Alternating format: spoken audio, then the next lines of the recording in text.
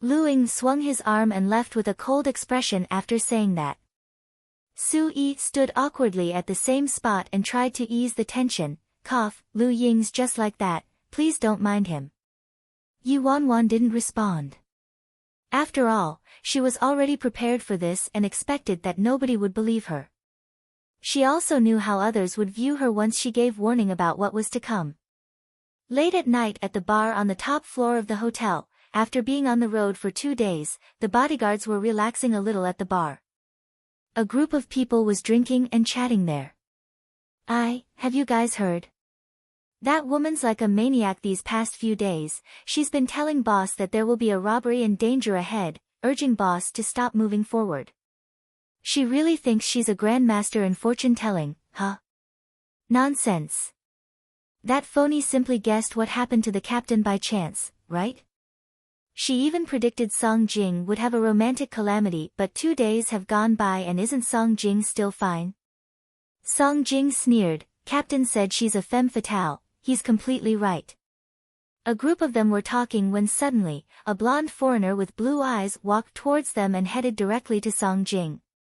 His eyes glistened as he stared at the knife on Song Jing's waist and said in fluent Mandarin, "Wow, if I'm not wrong, this is a famous knife from the Tang dynasty, right?" Seeing that this person knew his stuff, Song Jing was surprised. A foreigner like you actually knows about this? Ha, not only do I like China's history, I also like China's. Like China's what? Nothing, the man chuckled then said, I have many weapons from China at home. Do you want to follow me back and take a look? My place is nearby, really? Sure. The next morning. Yi Wanwan hadn't slept almost the whole night as she floated downstairs like a wandering spirit to have her breakfast. At the same time in the hotel's restaurant, a group of large men surrounded a skinny young man with a crew cut, patting his shoulder and coaxing him one after another. Don't be so gloomy, luckily we rushed over in time. That rapist didn't get what he wanted, right? Who'd have known that foreigner's gay? And even had a special liking towards Chinese men. He lured Song Jing into his house by bluffing about knives. The worst part was that he even used that kind of despicable drug. It was so close. If we got there a second later, we wouldn't have been able to save Song Jing's chrysanthemum flower. That foreigner already had his pants off. That plaything was so terrifying, if he really put that thing in. The veins on Song Jing's forehead protruded and his face turned darker as he listened. He howled in a fiery rage, "Shut up, all of you. I'll punch out the teeth of whoever brings up what happened last night. Yes, let's not talk about it anymore." Everyone hurriedly laughed it off. The moment Yi Wanwan stepped into the restaurant, she heard the detailed version of what happened and it was indeed hard to explain with a few words. Yi Wanwan sat at the table not far off from Song Jing's table then called the waiter over, "Waiter, please get me a pot of chrysanthemum tea." Hearing Yi Wanwan's voice, Song Jing, who had calmed down a bit, instantly tightened his own chrysanthemum flower as he turned his head stiffly towards Yi Wanwan. All the other bodyguards' actions were synchronized as they turned towards Yi Wanwan with even more astonishment compared to last time. At first, they hadn't put the two things together, but after they saw Yi Wanwan, they suddenly recalled a very strange incident. Liked it? Take a second to support novels on Patreon. A few of the bodyguards huddled together and whispered, "Mother. I suddenly remembered that Miss Yi read Song Jing's fortune before. Didn't she say that he'd encounter a romantic calamity? It couldn't have been this, right? Fuck. It seems like it was."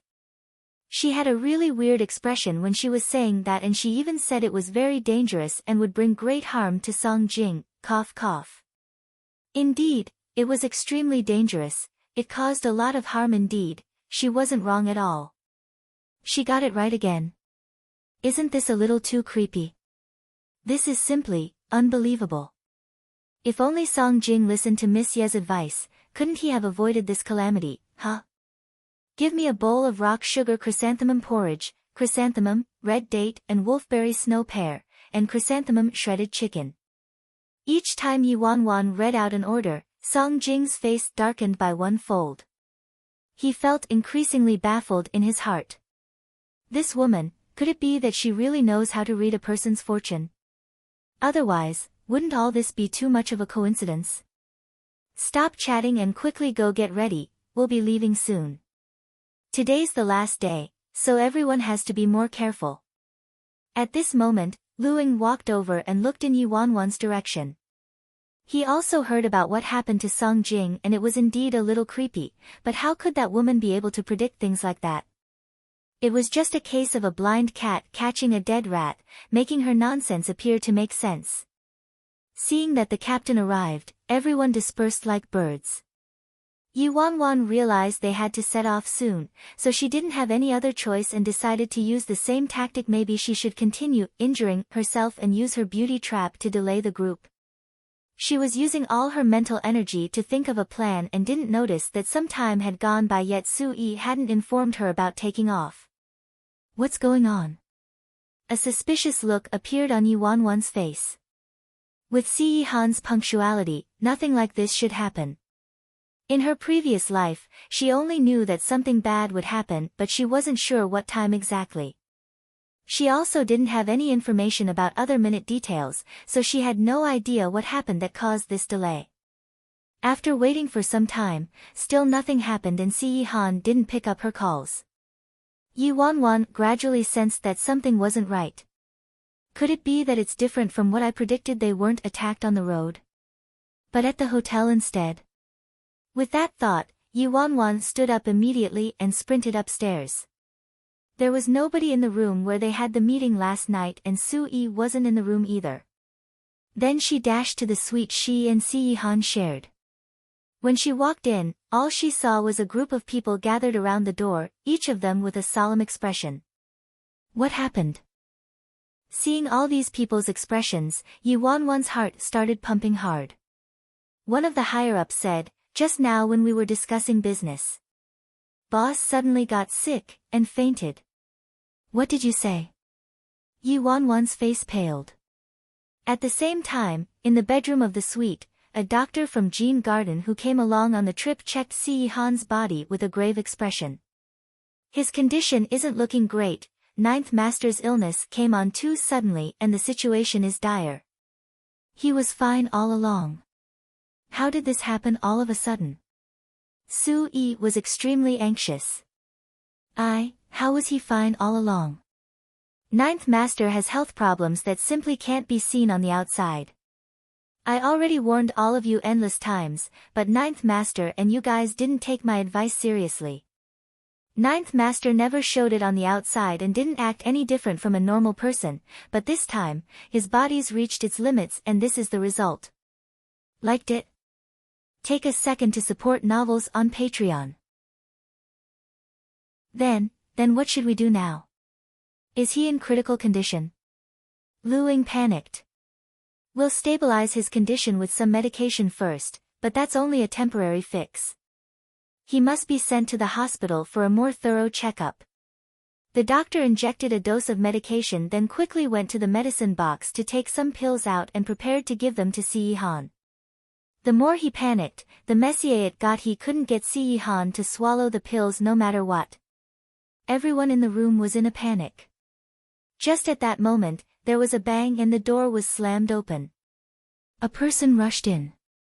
When Yi Wanwan entered the bedroom, all she saw was a pale Si Yihan lying on the bed.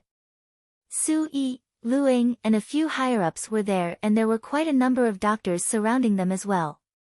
All those doctors tried giving Si Yihan the pills, but they couldn't get them in at all. Si Yihan's shirt even had a wet patch from all the attempts. A doctor was on edge as he said, "What should we do now?" Lu Ying was at the bedside distraught with anxiety when he heard the sound of the door banging open. He immediately yelled in fury, "Who is it? Damn it, don't come in and cause trouble." Yi Wanwan stared at the unconscious man lying on the bed. Her face was tainted with a layer of frost as she strode towards the bed. When Lu Ying saw that it was Yi Wanwan, his face turned gloomier and he said with an icy glare, "Please get out. Don't get in the way. Otherwise, I'll..." Yi Wanwan couldn't be bothered with him, her gaze was like a sharp knife stabbing Lu Ying who was blocking her way. Get lost. After speaking, she simply passed Lu Ying and pushed away the doctor by the bed, then quickly grabbed the cup of water and pills from his hands. She popped the pills into her mouth, drank a gulp of water, then, right in front of everyone's eyes, she covered Si Yihan's lips with hers. Si Yihan's throat rolled twice. The pills were pressed into his mouth by her soft tongue as they were delivered smoothly inside. It took only 3 seconds. Everyone, Su Yi, the higher-ups, and all the doctors just stood there dumbstruck. Even the anger on Lu Ying's face stiffened. Before everyone could process what happened, Yi Wanwan had already taken clean clothes from the wardrobe and quickly unbuttoned Si Yihan's top, changing him out of the wet top. Seeing how Yi Wanwan had swiftly taken care of all those troubling tasks, everyone heaved a sigh of relief. Thank you so much, Miss Wanwan. Su Yi exclaimed gratefully. The doctors also thanked her, all thanks to Miss Wanwan. Lu Ying was silent. His expression was still slightly dissatisfied, but it warmed up a little. How's Si Yihan's condition? Yi Wanwan asked. Yi Wanwan finally knew why Si Yihan and the others suffered so much loss in her previous life. On one hand, it was because those people were brutal, and on the other, one of the most important reasons was definitely because Si Yihan suddenly fell so terribly ill. She was seriously worried about Si Yihan's health before, but in the end, what she worried about the most actually happened. Under such immense pressure from work and due to the long journey, the hidden ailments in Si Yihan's body were suddenly triggered and broke out without any warning.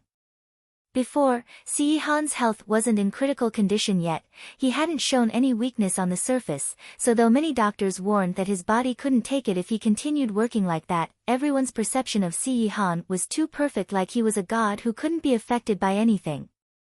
It was only now that everyone realized the doctor's warnings weren't just words to scare them, their boss, their master, really reached his limit. Liked it? Take a second to support novels on Patreon. In a split second, everyone was rooted to the ground in a daze like oars that lost their direction.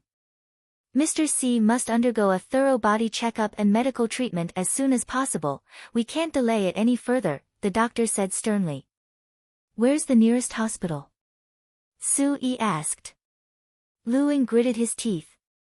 The medical facilities here are bad. How could we send our master to that kind of place? Our master's health is critical, let's head back. Hearing what Lu Ying said, everyone immediately turned to look at each other and fell silent. Tomorrow's the negotiation, yet he wants to return now. But if we don't head back, with our boss condition like that. Yi Wanwan glanced out the window at the sky and a dark cloud covered her heart. Head back. I'm afraid, they won't make it back. Just as everyone was intensely discussing a resolution, suddenly, one of the subordinates rushed in anxiously, Captain.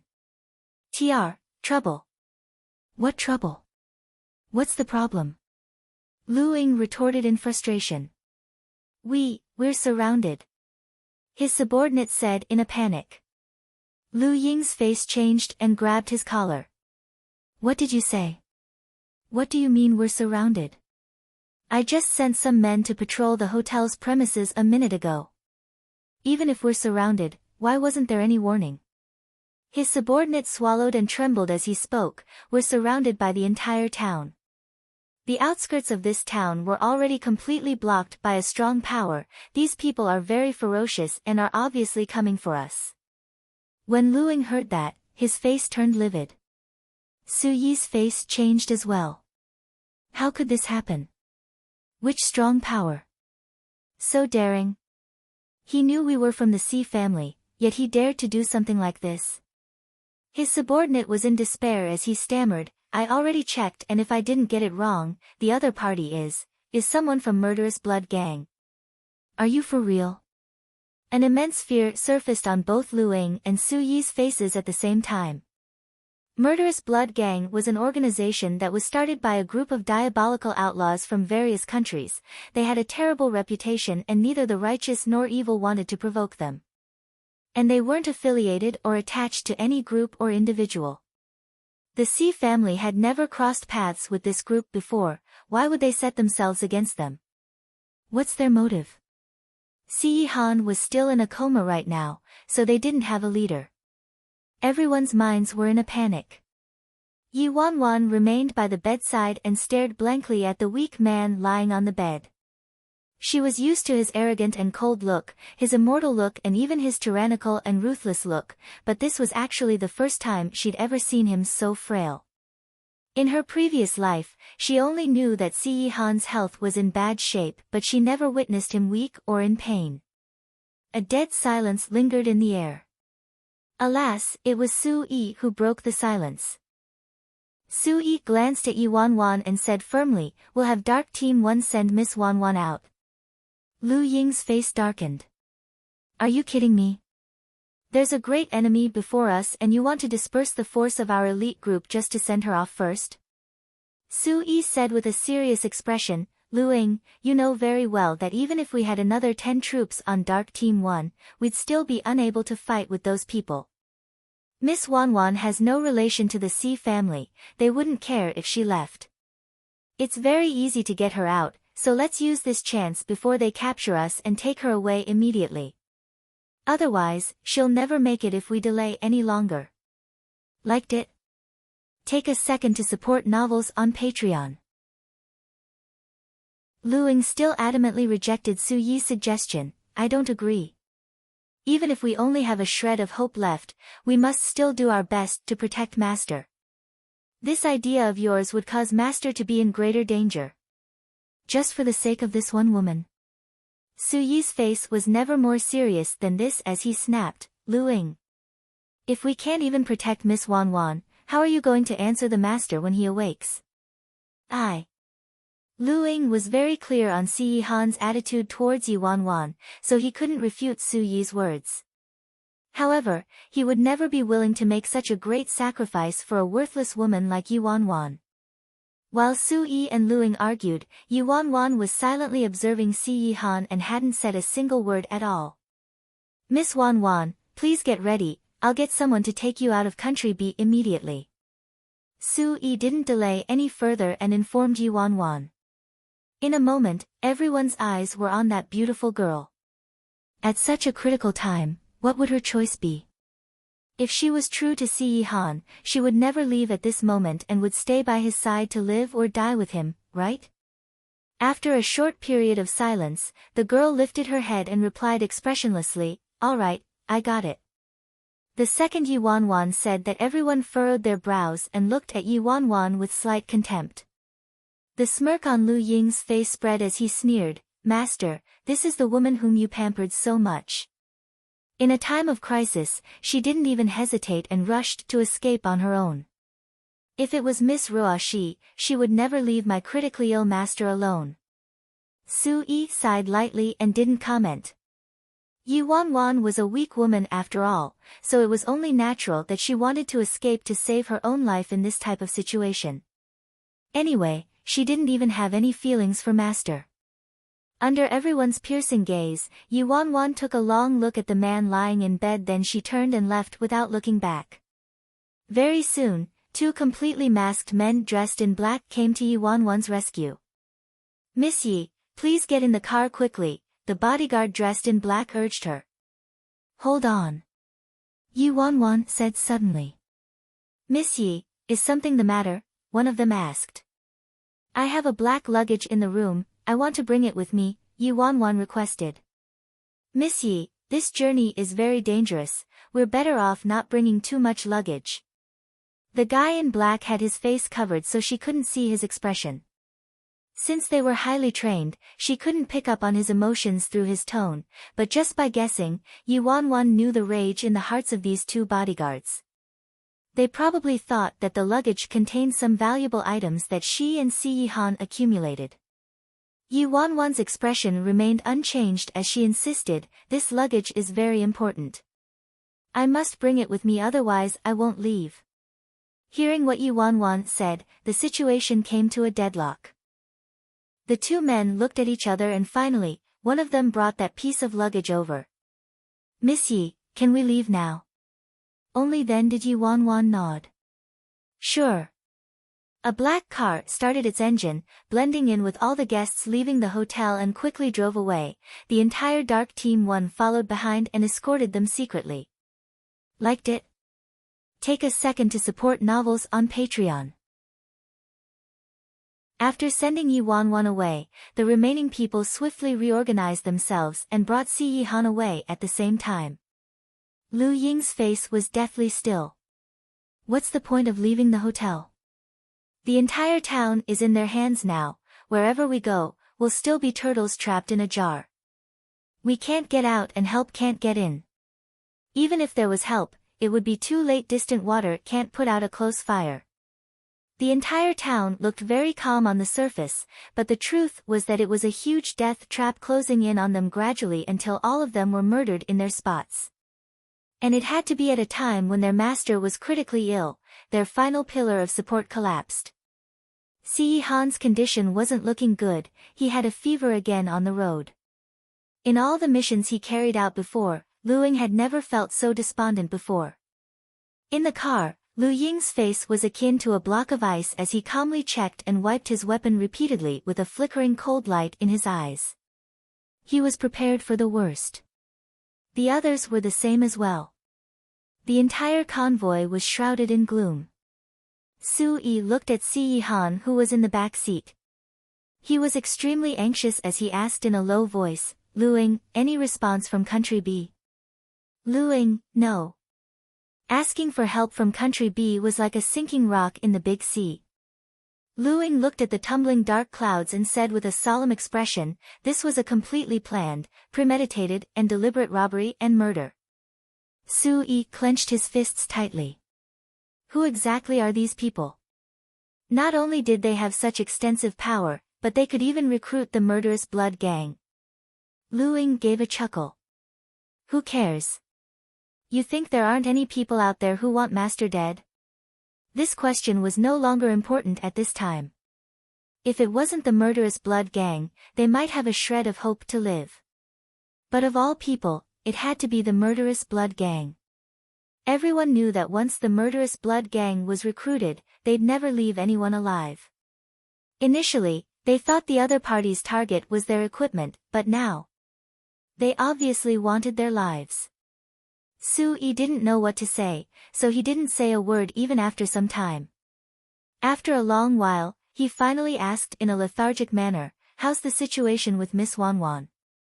Su Yi scoffed and glanced at the video communicator. She should have fled far, far away by now. The other party's target was Si Yi Han. Even if they noticed one or two little fish or prawns had fled, they wouldn't waste effort on chasing after them. When Su Yi heard that, he became silent once again. The town's bustling road flew past the car windows swiftly and the travelers got closer and closer to the border. Seeing the chance to survive get closer and closer, there still wasn't hope in anyone's hearts, only despair. Their enemies looked like they were enjoying the final struggles of the people on death row as they still hadn't showed up. Lu Ying couldn't tolerate this any further, so he turned to the window and yelled in the quiet air, "Come out. Is the murderous blood gang a bunch of wimps who only know how to hide, huh?" Just at that moment, a red laser suddenly appeared on Lu Ying's head as if the Grim Reaper had descended. Su Yi's face changed drastically. He immediately pounced on Lu Ying and said, "Lu Ying, be careful. Everyone, crouch down." The moment everyone crouched, the entire roof of Lu Ying's car was blown off. Everyone experienced a burning pain on their backs and their ears rung for a long time before they regained their hearing.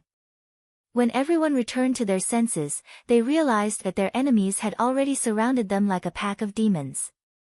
Numerous black cars appeared all around them like a huge net.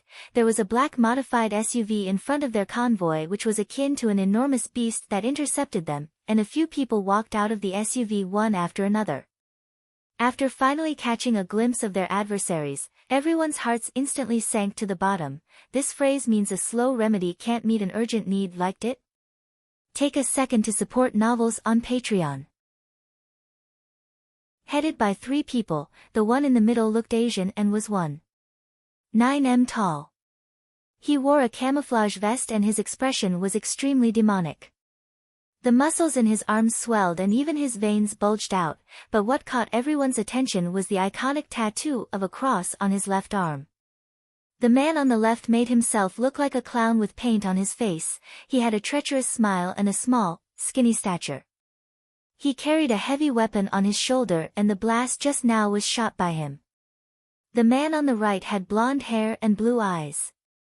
His skin was very fair and he looked feminine and crafty. He wore a white suit and was smirking in Lu Ying's direction. After seeing them clearly, Lu Ying's body stiffened instantly like a bow stretched to its limits. His entire body went into a state of alertness. The one in the middle with the cross tattoo was the head of the murderous blood gang. His code name was K and no one knew his real name and origin. On K's left and right were his assistants, little clown Jason. The foxy blonde with no weapons in his hands was called Eugene. He seemed to be the weakest but in fact, he was the most formidable and savage one of the group. He didn't like using weapons because his greatest hobby was to disembowel his victims with his own hands. Countless experts died in his hands. Eugene and Jason were both felons from Country M. They had a stinking reputation. It's the murderous blood gang indeed. After seeing the three people, the last glimmer of hope in Su Yi's heart was shattered. Although there were only a handful of people who had seen the real faces of this legendary gang, one could easily guess their identities just by looking at their distinctive features. Damn it! Lu Ying cursed under his breath. Everyone got out of the car swiftly and confronted the gang like it was their greatest enemy. The foxy blonde Eugene lightly caressed his abnormally long fingers and stared at Lu Ying, who was covered in dirt and had a chunk of his hair burned off. He laughed slyly. Ha, so you're the most formidable expert by Si Yihan's side, Lu Ying? The way the other party looked at them with such contempt, like they were ants, immediately ignited the fury in Lu Ying. Lu Ying was about to make a move when Su Yi stopped him and took a step forward and said, "Since you know who we are, why would you want to make our lives difficult for us when there aren't any grudges between the Si family and your gang?" Eugene chuckled. Having no grudges means I can't kill Si Yihan. You. Hearing the other party casually speaking of killing Si Yihan like that, Lu Ying was so mad that the veins in his hands bulged out. Su Yi sneered. Of course you can and I believe your gang has that ability, but have you thought of the consequences? If they really died here today and if Si Yihan really lost his life, the murderous blood gang would incite violent rage from the entire Si family. No matter how strong the murderous blood gang was, they wouldn't be able to fend off the entire Si family. So Su Yi thought it was very strange for the murderous blood gang to be so daring in taking on such a huge risk. Su Yi forced himself to remain calm and continued speaking, "No matter what your gang's motives are or who got you to do this, I believe this is not a wise choice." Hearing the threat in Su Yi's voice, the three of them seemed slightly shaken. Just as Su Yi developed a glimmer of hope in his heart, Eugene suddenly burst out into a wicked laugh. "TSK, what else can we do? I just love the thrill of this kind of mission." Little clown Jason laughed wantonly as his hoarse voice said piercingly, "I'm itching to get on with it." Liked it? Take a second to support novels on Patreon. On the other side, Yi Wanwan had reached safe ground. "Miss Yi, please get on the flight," one of the bodyguards said coldly. Yi Wanwan glanced at both the bodyguards without any expression on her face. "Who said I'm leaving?" A tinge of annoyance finally surfaced in the other bodyguard's tone. "Miss Yi, the situation now is extremely dangerous. Please don't joke with your life. These people should be by Si Yihan's side right now, yet they were being sent to escort this woman who kept finding trouble for them. Even though they underwent training, their patience had reached their limit." Yi Wanwan disregarded what the bodyguards said as she quickly opened the luggage she kept by her side. All they saw was a piece of luggage filled with clothes. Yi Wanwan changed into a black chiffon evening gown with a little vintage black veil hat while looking at the time on her watch. She then turned to the two bodyguards and asked immediately, "How many others are there in hiding? Take them out and force them to change into the clothes in my luggage." At such a critical moment, she still has the mood to change and even wants us to join her. Does this woman know what she's doing? The bodyguard took a deep breath. Miss Yi, please. Yi Wanwan's gaze was instantly as cold as ice and she coerced them with immense pressure. Shut up. If you don't want your master to die, follow my instructions this instant. I'll say it again, get all the bodyguards in hiding to change into these clothes within 3 minutes. Then follow me. What does this woman mean? We finally managed to escape with such difficulty, yet she wants to go back. Wasn't this woman cowardly, abandoning the master? Do you know the Rose of Death? Yi Wanwan addressed the leader of the bodyguards. Hearing this name, his face changed slightly and he deliberated for a long while before answering, a legendary organization.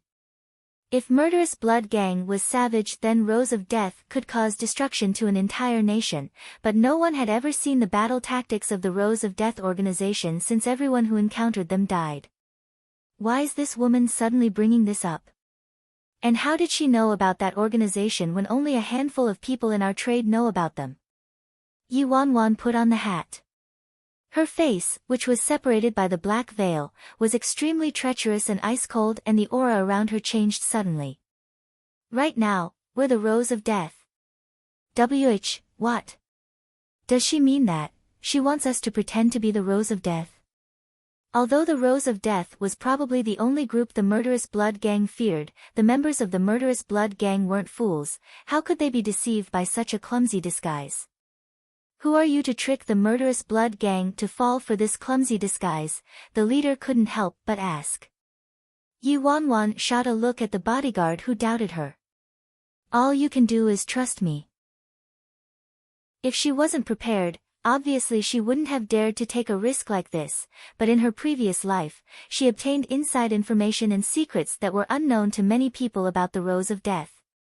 Dust and sand spread. Su Yi and Luing glanced at each other with darkened expressions. Seems like this gang is totally fearless. The leader, K, who hadn't said a word, lit a cigarette and waved impatiently. Get this done and over with. I still have some business to attend to later. The moment he spoke, the nerves of Luing and the others were taut and everyone braced themselves for war. Eugene was unhappy when he heard K, so he said, K, don't be like that. We finally have something so fun, so let me play with them a while longer. If you have something to do, you can leave first. Kay took a drag of his cigarette and furrowed his brows. Don't cause trouble. The mission this time wasn't easy. These people under Yi Han weren't easy to handle. Eugene naturally knew the other party's concerns, but he sneered, Kay, when did you become so timid? A group of trapped turtles, are you afraid they'll run? Kay gave him a sidelong glance and replied coldly, I'll give you half an hour. Tisk. Even though Eugene was still unsatisfied, he didn't dare to infuriate the leader, so he agreed reluctantly. Eugene's dark green pupils exuded a treacherous cold glow, his scarlet-red tongue licked his fingers as if in extreme thirst, his eyes filled with a blood-sucking and murderous desire, and his gaze scanned Luing and the others simultaneously. What do you think? Are you interested in playing a game with me?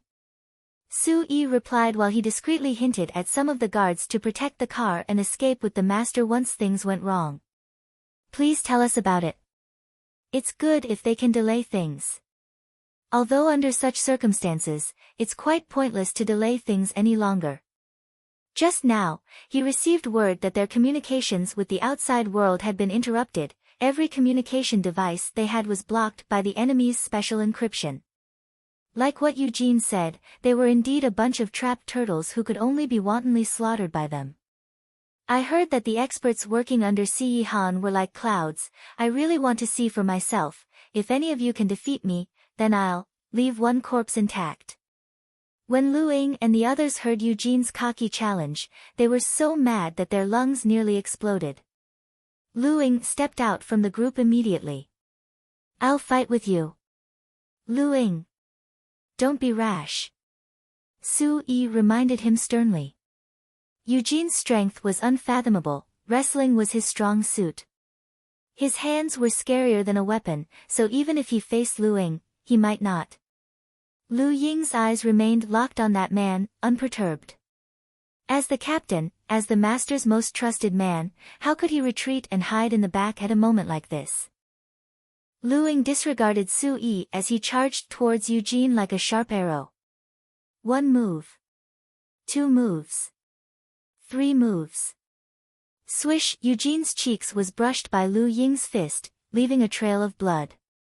Eugene's moves were crafty and strange, but Lu Ying was nimble and swift, so he caught Eugene off guard and got close to Eugene in just 3 moves. Eugene was stunned, almost in disbelief. He extended his hand slowly and touched his face. The man licked the blood off his hand. The shock on his face gradually turned into tremendous excitement and delight as he said, "Interesting, worthy of being Si Han's #1 expert. Ha ha ha, this is too interesting. I decided to give you the honor of being my beloved stuffed toy. Liked it? Take a second to support novels on Patreon." One of Eugene's perverted hobbies was making human stuffed toys out of skilled fighters whom he had his eyes on. He emptied out their guts and steeped their bodies in a special drug. They were like trophies for him to display at home, extremely creepy.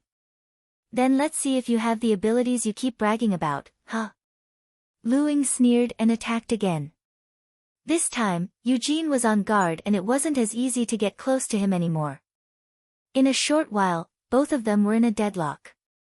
Although the two of them were equally matched, Su Yi wasn't the slightest bit relaxed. Instead, his face darkened further. This Eugene was too sly. He could tell that speed was Lu Ying's strength, so he dragged on the fight intentionally to consume his energy. Lu Ying knew what he was up to, but at the same time, he was unable to get out of Eugene's trap. If he got even a little distracted, he could lose his life. The others didn't dare help him either, afraid that it would impact his fighting negatively. In the blink of an eye, 15 minutes had passed. The little clown with camouflage all over his face urged him in an eccentric tone, "Fuck. Really slow. Eugene, if you can't do it, your father shall take over." "Shut up." Eugene muttered a curse and looked at Lu Ying once again, his gaze increasingly serious. "This guy actually does have some skill, huh? He actually managed to counter me for such a long time." Minutes and seconds ticked away. Eugene's eyes suddenly lit up. "Ha, found it. This is bad." Su Yi was about to warn him, but it was already too late. Eugene discovered Lu Ying's flaw on his finger, which was scarier than a sharp knife, thrust straight into Lu Ying's lower abdomen, which was left open before he drew it out quickly. As his internal organs were ruptured, Lu Ying heaved a mouthful of fresh blood and his face turned pale. Eugene's finger was stained with the fresh blood. Pitter-patter, the blood flowed downwards. He stuck his scarlet-red tongue out and tasted Lu Ying's blood, drop by drop, as if he was sampling a delicacy. The hit was too heavy. Lu Ying's body weakened instantly.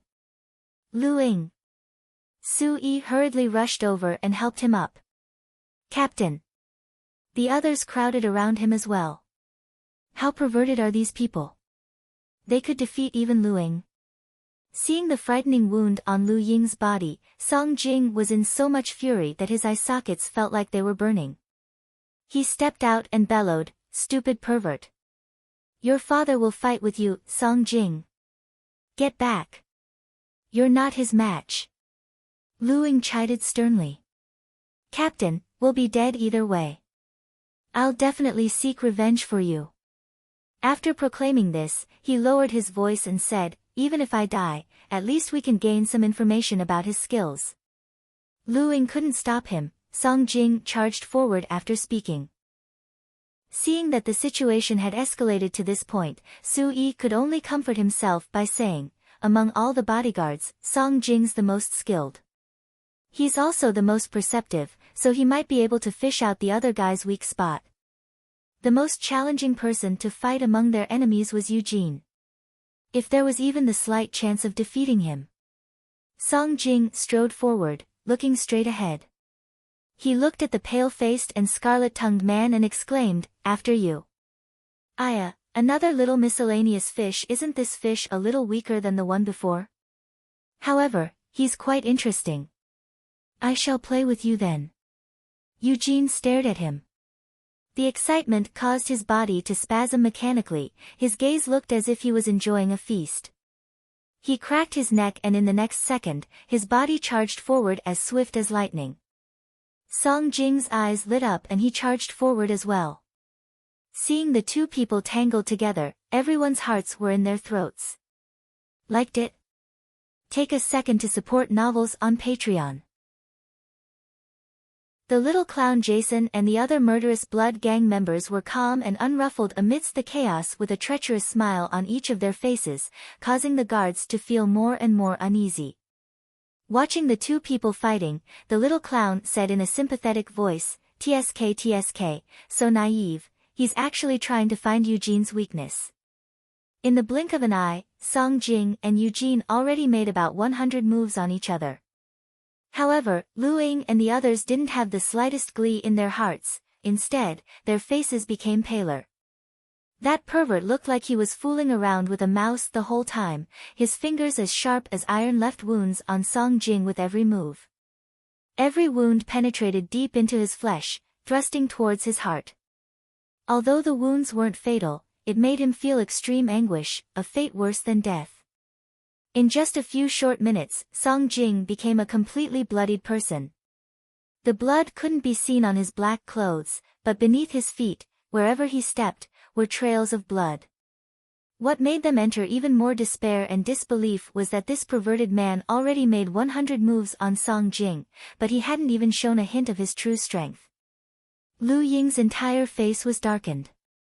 He struggled to get up, but because of intense pain, he sharply bent down, his forehead dripping with cold sweat as his breath quickened. Hurry! Stop, Song Jing. This asshole is obviously fooling around with you. However, the moment Lu Ying said that a bone-chilling sound reverberated. Eugene's hand thrust into Song Jing's abdomen like a blade. The pain was so excruciating that he nearly fainted, but shortly after, he straightened up once again, allowing the blood to flow. He charged forward, staggering. But at this moment, Song Jing was akin to an arrow at the end of its flight, he barely made a move before his opponent attacked his lower abdomen again intentionally. Enough! Both Lu Ying's fists were almost crushed and his eyes were blood red. The other guards had red eyes as well. They yelled and prepared to charge forward. Don, don't come over. Song Jing knew that even if the others came, they would also be sending themselves to a quick death. He wanted to delay this eventual outcome, so he used all his strength and pounced onto Eugene.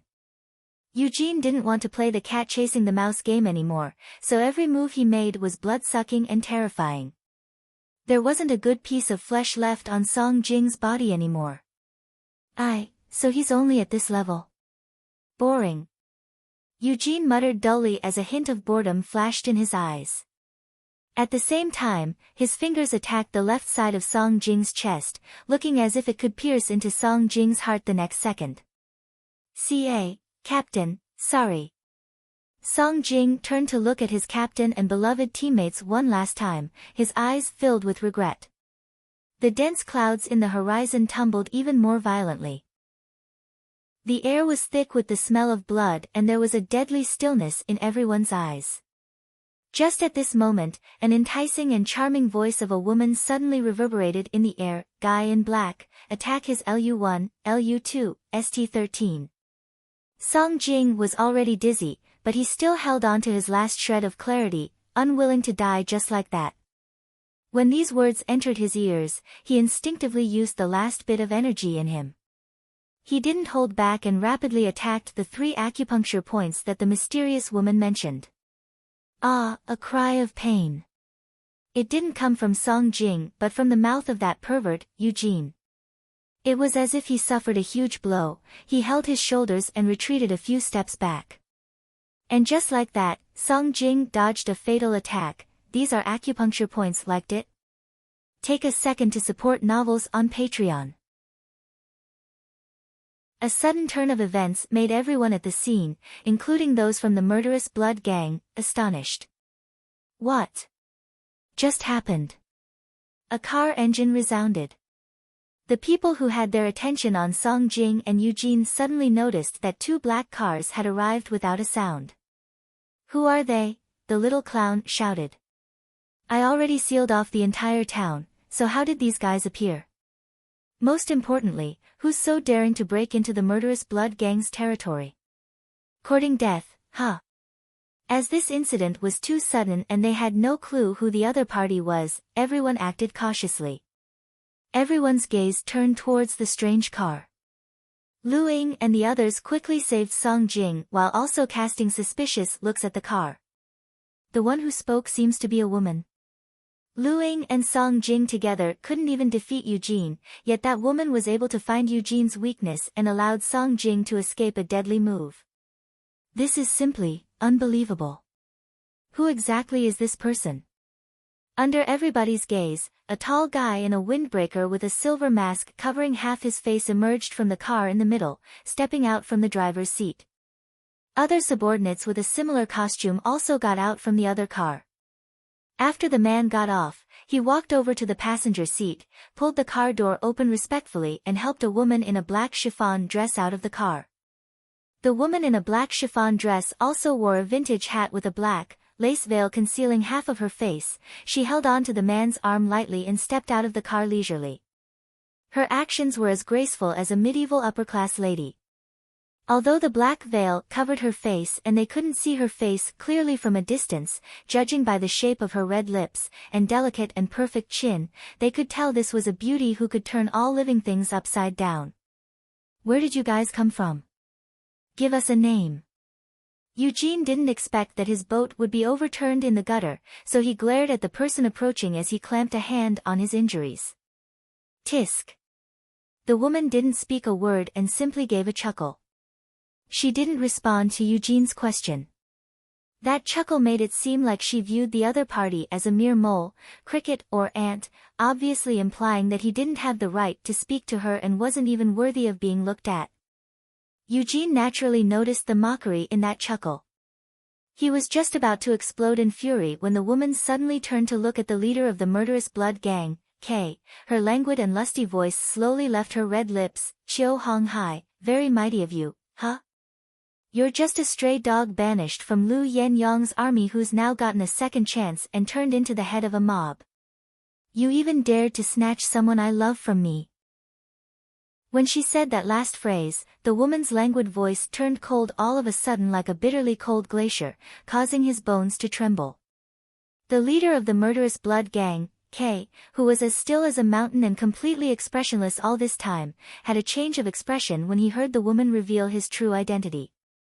Following that, he stared at the clothes of the woman's entourage, then glanced at the woman's black chiffon dress. A bone-chilling fear surfaced on his face. His voice almost quivered as he snapped at little clown Jason and Eugene who were in the woman's way. "Jason, Eugene. Back off. Don't be disrespectful. Liked it? Take a second to support novels on Patreon." Seeing that the leader of the murderous blood gang, K., actually made his people back off and acted so respectfully towards Yuan Wan, a subtle hint of surprise appeared in the guards' eyes under their silver masks. It actually worked. Just half an hour ago, they almost delivered Yuan Wan to a safe place. As they rushed to send her to the plane, who would have guessed that this woman didn't want to leave after all? She even opened the huge luggage she insisted on bringing along, then changed into a black chiffon dress and made the bodyguards change into the available masks and jackets. Obviously, they were unwilling at first. She actually wanted them to play dress-up at a critical moment like this? It was simply unbelievable. But the girl's stern persuasion and the look in her eyes, similar to the immense pressure they only saw in their master, made them obey her subconsciously. At most, they would lose their lives if they failed. They would rather die for their master than escape trying to protect this woman. At first, everyone thought this clumsy disguise would definitely be seen through, all of Dark Team 1 already prepared to lose their lives. However, the outcome came as a surprise. Not only did this woman reveal Eugene's weak points the moment she arrived, saving Song Jing's life when it was hanging by a thread, she also revealed K's true identity, which absolutely no one could have known. The astute Kay was actually fooled by her. At this moment, every bodyguard had somewhat mixed feelings, but none of them showed any change in their expressions. To them, this disguise was very basic, but Yuan Wan, a woman who grew up in a greenhouse, remained incredibly calm like the breeze in the face of such villains even while dealing with them, suppressing even Kay. It truly astonished them. This woman seems to be completely different from what we imagined. At this moment, the murderous blood gang was in shock. Kay was actually the old number 1 in the Flowing Flames mercenary army, Chiu Honghai. The Chiu Honghai who was previously banished by the Flowing Flames mercenary army and was shut out by the entire mercenary union at the same time. When they heard what that woman said about Kay's true identity, Jason and Eugene's faces changed instantly. Kay's true identity was not to be spoken of. There were a few people who offered hundreds of millions of dollars yet still weren't able to find out who he was. Even people in the gang, who'd been following Kay around, didn't know about it. How did this woman find out? And judging by Kay's expression, she actually got it right. No wonder even Kay had a sudden change in attitude as though he was confronted by a formidable enemy. This person knew Kay's identity, she mustn't be underestimated. The little clown sized up the newcomer carefully.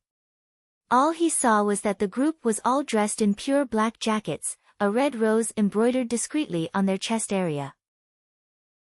Their jackets were blown open by the wind and inside was an eye-piercing red. Also, the iconic silver mask on those people's faces. Looking at the woman in front, dressed in a luxurious black chiffon dress, a black veil concealing her face. Could it be? The little clown seemed to recall something as a trace of horror appeared on his face and he took a step back instinctively. Rose. Rose of Death. Hearing these 3 words, Rose of Death, Eugene was flabbergasted. What did you just say? Rose of Death? How could that be? Rose of Death, simply put, was the strongest organization that only existed in legends. Nobody had seen the real face of any member from the Rose of Death and there were only a few rumors about them. Liked it? Take a second to support novels on Patreon. It was said that everyone in the organization dressed in a jacket with a rose embroidered on it and wore a silver mask on their face. The leader of the group was a woman who wore a black dress with a black veil covering her face and people called her the Black Widow. Nobody knew where this woman came from or her age. It was rumored that she was already over 60 years old but had a youthful look and there were some who said she looked frightening and sinister. And this woman was always accompanied by her men, although not in large numbers, one could tell from their aura and steady steps that they weren't ordinary men. They looked like they were ice-cold human weapons. Their appearance and style of dress were all in line with the rumors. Leading a troop like this. Could it be that she's the Black Widow? Eugene staggered and took a step back with Jason. Talk about perverted and bloodthirsty. This woman was the absolute pioneer. Her methods were 1,000 times more savage than Eugene's. And this woman especially liked men who were good-looking and of a high status. Even the chief of the Si Bo Gu clan in Country M was captured by her. At the time, the So Bo Gu clan showed up in full strength, vicious for revenge, but in the end, they were completely exterminated overnight. 10 years ago, when the Rose of Death was the most active, they provoked many formidable powers, always resulting in the destruction of those formidable powers. Even if it was an entire nation, it was simply a toy that could easily be crushed in the palm of the Rose of Death, much less a clan. If they fought with a power like this, there'd only be one outcome, death. No wonder. No wonder this woman actually hit the nail on the head and found out where their trap was. She even knew every bit of inside information about Kay.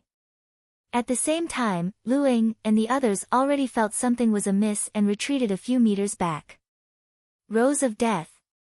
The hope that had just risen in Lu Ying instantly turned into even deeper despair.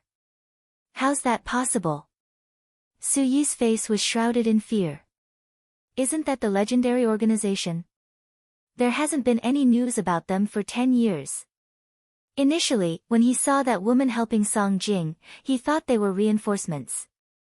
Who knew that they were an even scarier opponent, and judging by the other party's tone, they were also coming for them.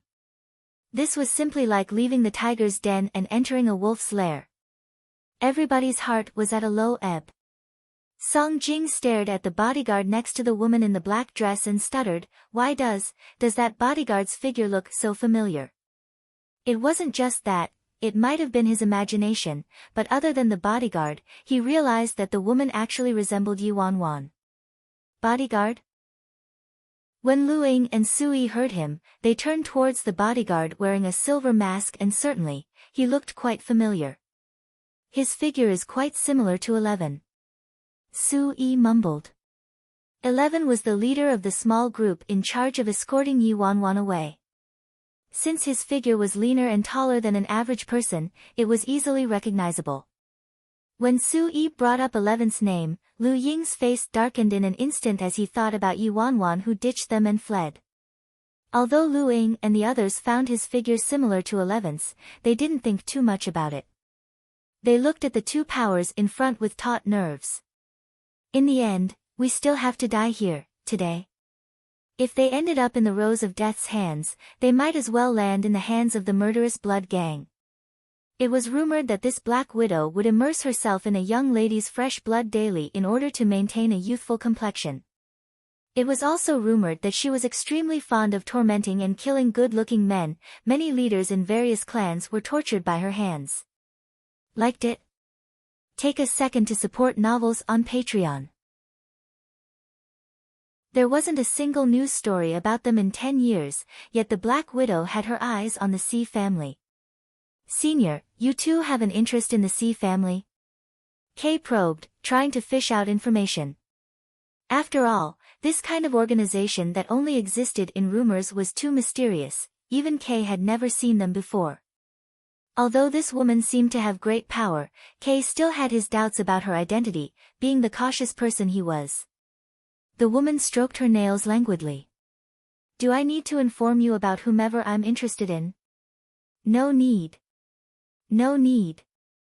Of course, you don't have to. Just that."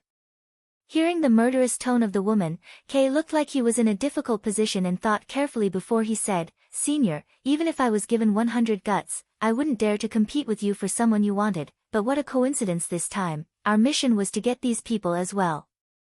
If we fail, it's very difficult for us to account for it, so can we work something out with you, Senior?" "Oh. What do you have in mind?" The woman glanced at him casually. Kay shifted his gaze and suggested politely, "The person whom Senior has taken a fancy to is only the head of the C family. If Senior allows us, the murderous blood gang, to take these people away today, I will definitely offer a better-looking gigolo. Senior will be satisfied for sure." Tisk. A woman's chuckle reverberated in the air. Her laughter made one's bones tremble. Kay picked up an inexplicably bad premonition and didn't know what the woman meant by her laugh. His heart pounded continuously as he said, "Senior." The stormy rain and strong winds came abruptly, turning the skies gloomy. Although the woman's tone was still languid and casual, the atmosphere underwent a complete change. "How about you offer yourself to me, huh? Those little cuties of mine should be very interested in you." Out came a huge sense of oppression that even an SSS-level mercenary like him couldn't withstand, causing his forehead to overflow with cold sweat. Qiu Honghai immediately replied, No, I wouldn't dare." Those little cuties that this woman mentioned weren't just any cute pets, they were wild dogs that had been feeding on human blood and flesh ever since they were little. To her, the leader of the murderous blood gang was only good enough to feed to her dogs. Such insulting comments came from her mouth, yet he didn't even dare to show a hint of anger. "Wouldn't dare? But I think you have quite some guts, treating me like a hungry and thirsty slut, huh? You think I'd touch any kind of garbage?" The atmosphere around the woman became even more intolerable and the mysterious troop behind her entered combat mode as well. "How could that be? I definitely didn't mean it that way." Qiu Honghai's back was almost soaked in sweat. "I failed, as expected. How could the Black Widow give up on what she wants? Furthermore, she's extremely fussy when it comes to men. However, this mission's extremely important, I can't fail. With that thought, Kay was stuck in a dilemma. On the other side, Lu Ying and the others were filled with fury as they listened to these two powers bargaining, treating their master like a toy. But at this moment, they were like meat on someone else's chopping board. Under such strong powers, they could only allow themselves to be trampled upon. At this moment, the tall and lean subordinate next to the woman suddenly burst forth with iciness in his eyes as he shot a look towards the murderous blood gang. "Get out of our way then. Yi." "Yes, yes." Chiu Honghai hurriedly retreated to one side. The prey he'd gotten a hold of escaped just like that.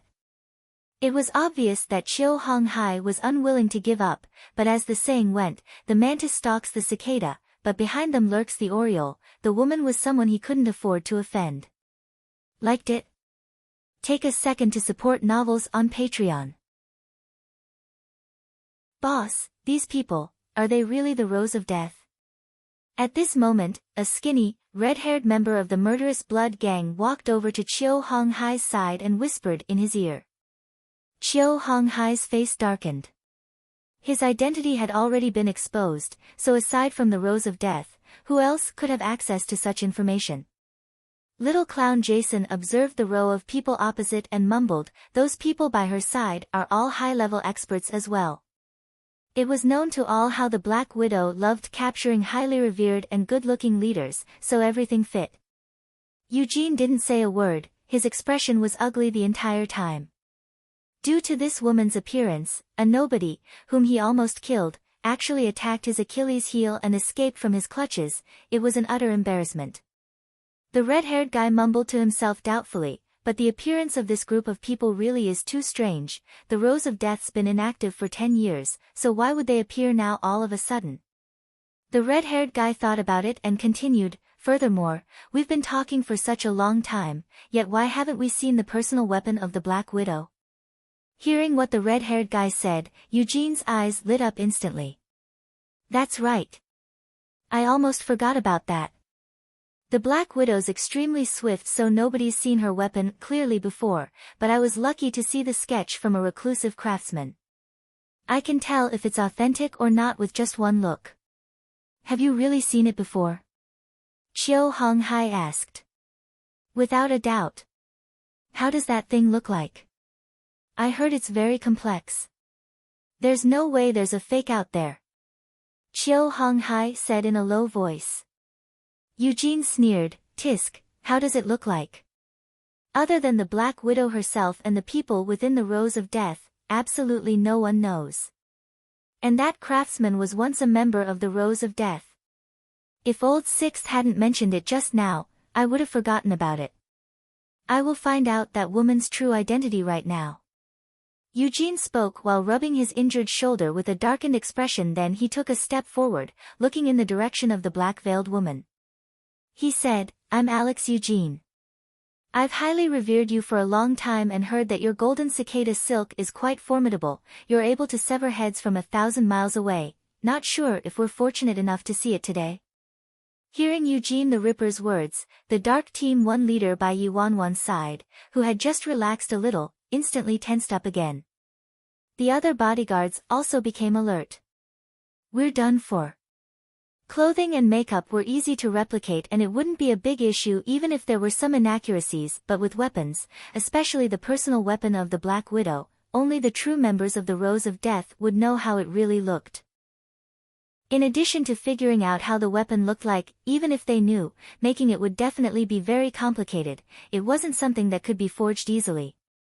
Yi Wanwan might have special means of finding out about some things, but this. Since the murderous blood gang brought it up, obviously they were prepared and knew the Black Widow's weapon very well. If they simply brought out a random weapon, they'd definitely see through it with one glance. "What should we do now? We've already gotten so far, how can we fail now?" It wasn't obvious on their faces, but everyone was already prepared for the worst. Seeing that the black-veiled woman hadn't replied after a long time, a mocking smirk appeared on Eugene's face as he said casually, "What is it?" "Senior, Don't tell me you left in a rush today so you forgot to bring it with you, huh? A dead silence filled the air with only the howling of the wind heard. In just a moment, the atmosphere became extremely stagnant. Liked it? Take a second to support novels on Patreon. Just as Chiu Hong Hai, Jason, and the others were beginning to get suspicious, the woman suddenly made a move. All they saw was the woman raising her fingers as fair as jade, lightly playing with a wisp of black hair by her ear. When she lifted her arm, her long sleeve slowly revealed her elbow, then the wisp of gold silk that the woman was twirling instantly entered Eugene's sight. The woman's eyes under the veil were like a beast strangling its prey as she looked at Eugene and said gently in a dark, infernal voice, "Are you talking about this?" In her previous life, Sihan didn't hide anything from her even if he was discussing classified information, so she knew about more than just the gang's wardrobe. She hadn't expected that those stories she listened to while she was bored would become so useful now. From Eugene's perspective, he could see clearly that an extremely simple piece of golden silk was wrapped around the woman's wrist. Eugene's look of ridicule immediately froze on his face. His eyes constricted due to fear and his body instinctively took a step back quickly. Everyone assumed that the Black Widow's weapon was complicated and scary, but only those who had seen it before would know that the terrifying killing weapon was simply just a line of golden silk. But it was this line of golden silk that was stained with the blood of countless legendary fighters. After seeing that piece of golden silk, Eugene was no longer as calm as before. His body shook all over and he could no longer speak properly. Thank you, Senior, seeing it today, it's certainly remarkable. Eugene spoke incoherently as he watched the murderous intention in the woman's eyes. One movement of that woman's fingers could extinguish his life. As expected, when he was about to turn and leave, the woman's languid voice came from behind, "Since you know so much about my golden silk, then naturally, you should know the consequences of whoever's seen it." Of course he knew, those who had seen the golden silk were all dead. Seeing the murderous intention in the Black Widow's eyes becoming increasingly stronger, Eugene's body stiffened. He didn't dare to say a word and could only turn to Chiu Hong Hai and said anxiously, "Boss, let's go. There's no need to turn everything upside down here for a mission." It really was the Rose of Death, and if they angered them, their entire organization would be dragged into it. Chiu Hong Hai looked at Eugene's reaction and knew he'd confirmed the Black Widow's identity from seeing her weapon. He made a prompt decision and immediately ordered all his men, "Everyone, retreat now." After speaking, he turned to the black-veiled woman and hurriedly cupped one fist in the other hand, as a sign of respect. "Since these are people that Senior wants, we obviously wouldn't dare to keep them. We'll leave this instant. Please forgive us if we have offended Senior in any way today." Hee hee. As they were about to leave, an enchanting laughter that gave them the creeps came from behind. The woman lazily grasped her guard's arm, turned around and looked at the rest of her entourage and exclaimed, "It's been a long time since we've met such reckless people, how amusing. Right, guys?" When Bodyguard 11 heard Yuanwan's words, he immediately understood her implication and his cold gaze swept across the murderous blood gang who were ready to leave as he said in an icy tone, "Hold it there. Has Master allowed you guys to leave? You still dared to play tricks like this even when you knew my master's rules. Captain Chiu, have you considered the consequences?" Hearing that, Chiu Hong Hai stopped in his tracks while Eugene's singlet was soaked in cold sweat. It was clearly implied that they wanted him to leave without his life. Liked it? Take a second to support novels on Patreon. At this moment, Eugene's intestines turned green. He regretted acting so rashly and taking such risks. But it was too late to say anything now. Thus, Eugene immediately turned to Chiu Hong Hai and said, "Boss, so what if they're the Rose of Death? They haven't appeared in 10 years, who knows how powerful they are now? Maybe they're just putting on an act here. We'll be able to exterminate them for sure. Then, wouldn't we make a name for our gang?" When the entourage behind the black-veiled woman heard that, they all burst out in laughter like they just heard the funniest joke. "Ha ha ha ha ha, Master's right, it's been quite some time since we've met such an interesting bunch. Want to test the strength of the Rose of Death? Why don't we have some fun with them today, huh? Don't die right away. You must live. Their laughter was deranged and ear-piercing, reverberating above their heads and causing their bones to tremble. At this moment, Chiu Hong Hai was unable to maintain his composure any longer. The murderous blood gang, which could cause one to be terror-stricken at the mention of their name, was a weak little sheep about to be slaughtered in front of these people. Chiu Hong Hai turned to Eugene and yelled, "Shut your mouth." Never mind if Eugene died alone, but now he was dragging the entire gang down, they could be destroyed. They didn't have any options left. In order to protect the gang, Eugene had to die. Chiu Hong Hai's thoughts moved rapidly. He came to a decision very quickly as he took the gun from Little Clown's hand without warning and aimed it at Eugene's head. "Boss! You!" A bang resounded. Eugene's words hadn't even left his mouth when Chiu Hong Hai blasted his brains out. His bloody flesh and shattered skull splattered on the face of the man next to him. A thick, bloody stench lingered in the air, causing one to feel nauseous. "Senior, I wasn't strict enough, so my man was insensible and made Senior mad. I dealt with this person, so I hope Senior will be satisfied." Chiu Hong Hai remained in an apologetic bow after speaking like he was waiting for his sentence. The beads of sweat on Chiu Hong Hai's forehead fell to the ground, drop by drop. After some time, the follower next to the Black Widow looked towards his master for her command, then he finally glanced coldly at Chiu Hong Hai and exclaimed, "Get lost." "Yes, thank you, Senior, thank you Senior Hai Han." Just those two words made Chiu Hong Hai act like he received amnesty. He thanked her repeatedly, then commanded all his subordinates to withdraw without delay, afraid that she would renege on her words. They didn't dare to pause for a second. The group of people vanished in a split second. They retreated. The murderous blood gang actually retreated just like that. Lu Ying and the others stood rooted to the ground as they watched the members of the murderous blood gang retreat like the tide. They were beyond amazed. After they returned to their senses, they were in even more despair and fear. If they were facing the murderous blood gang, they might have had a chance at winning, but now they were facing the Rose of Death, they wouldn't even have a chance to resist. Lu Ying and the others stared at the group of people opposite like they were an incoming enemy. After the murderous blood gang left, the bodyguards around Yi Wanwan didn't dare to act blindly without thinking and remained in their disguise, waiting for instructions from Yi Wanwan. Initially, they were like Lu Ying and the others, they didn't understand why their master would choose this kind of delicate greenhouse flower. But this time, Yi Wanwan's refusal to leave, insistence on forcing them to change into disguises, and ability to make the murderous blood gang retreat completely changed the way they looked at this woman, and there was even a hint of admiration in their eyes. Liked it? Take a second to support novels on Patreon.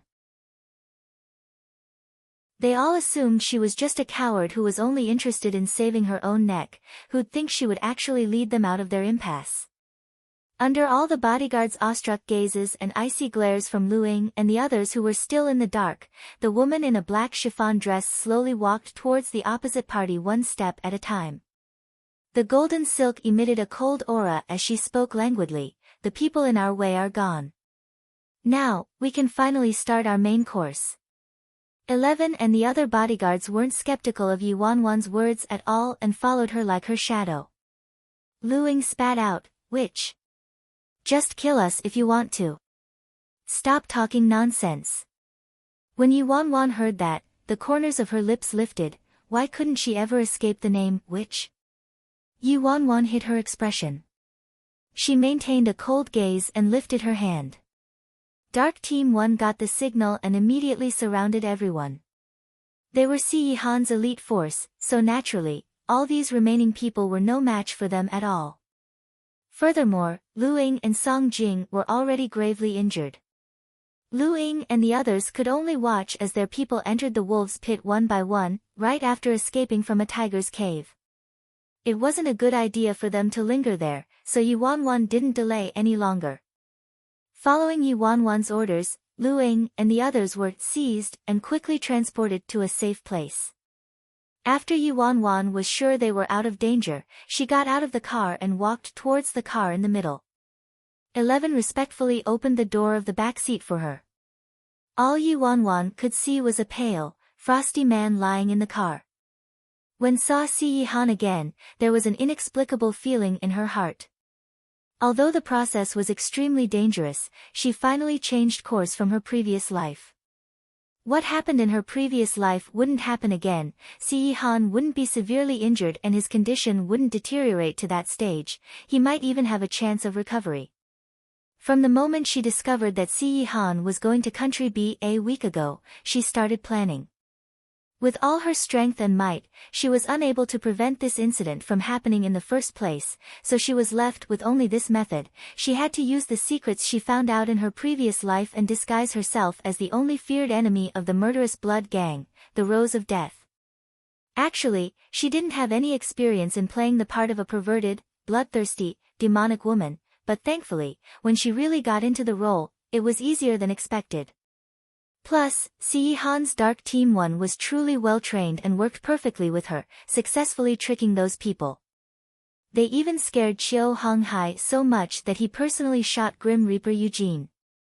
Don't lay a finger on Master. Yi Wanwan had just extended her arm when Lu Ying started howling like a crazy man. What if I insist on touching him, huh? Yi Wanwan spoke as her fingers lightly caressed Si Yihan's face. Following that, under everyone's gaze, Yi Wanwan bent over and imprinted her red lips directly on the man's cold, thin lips.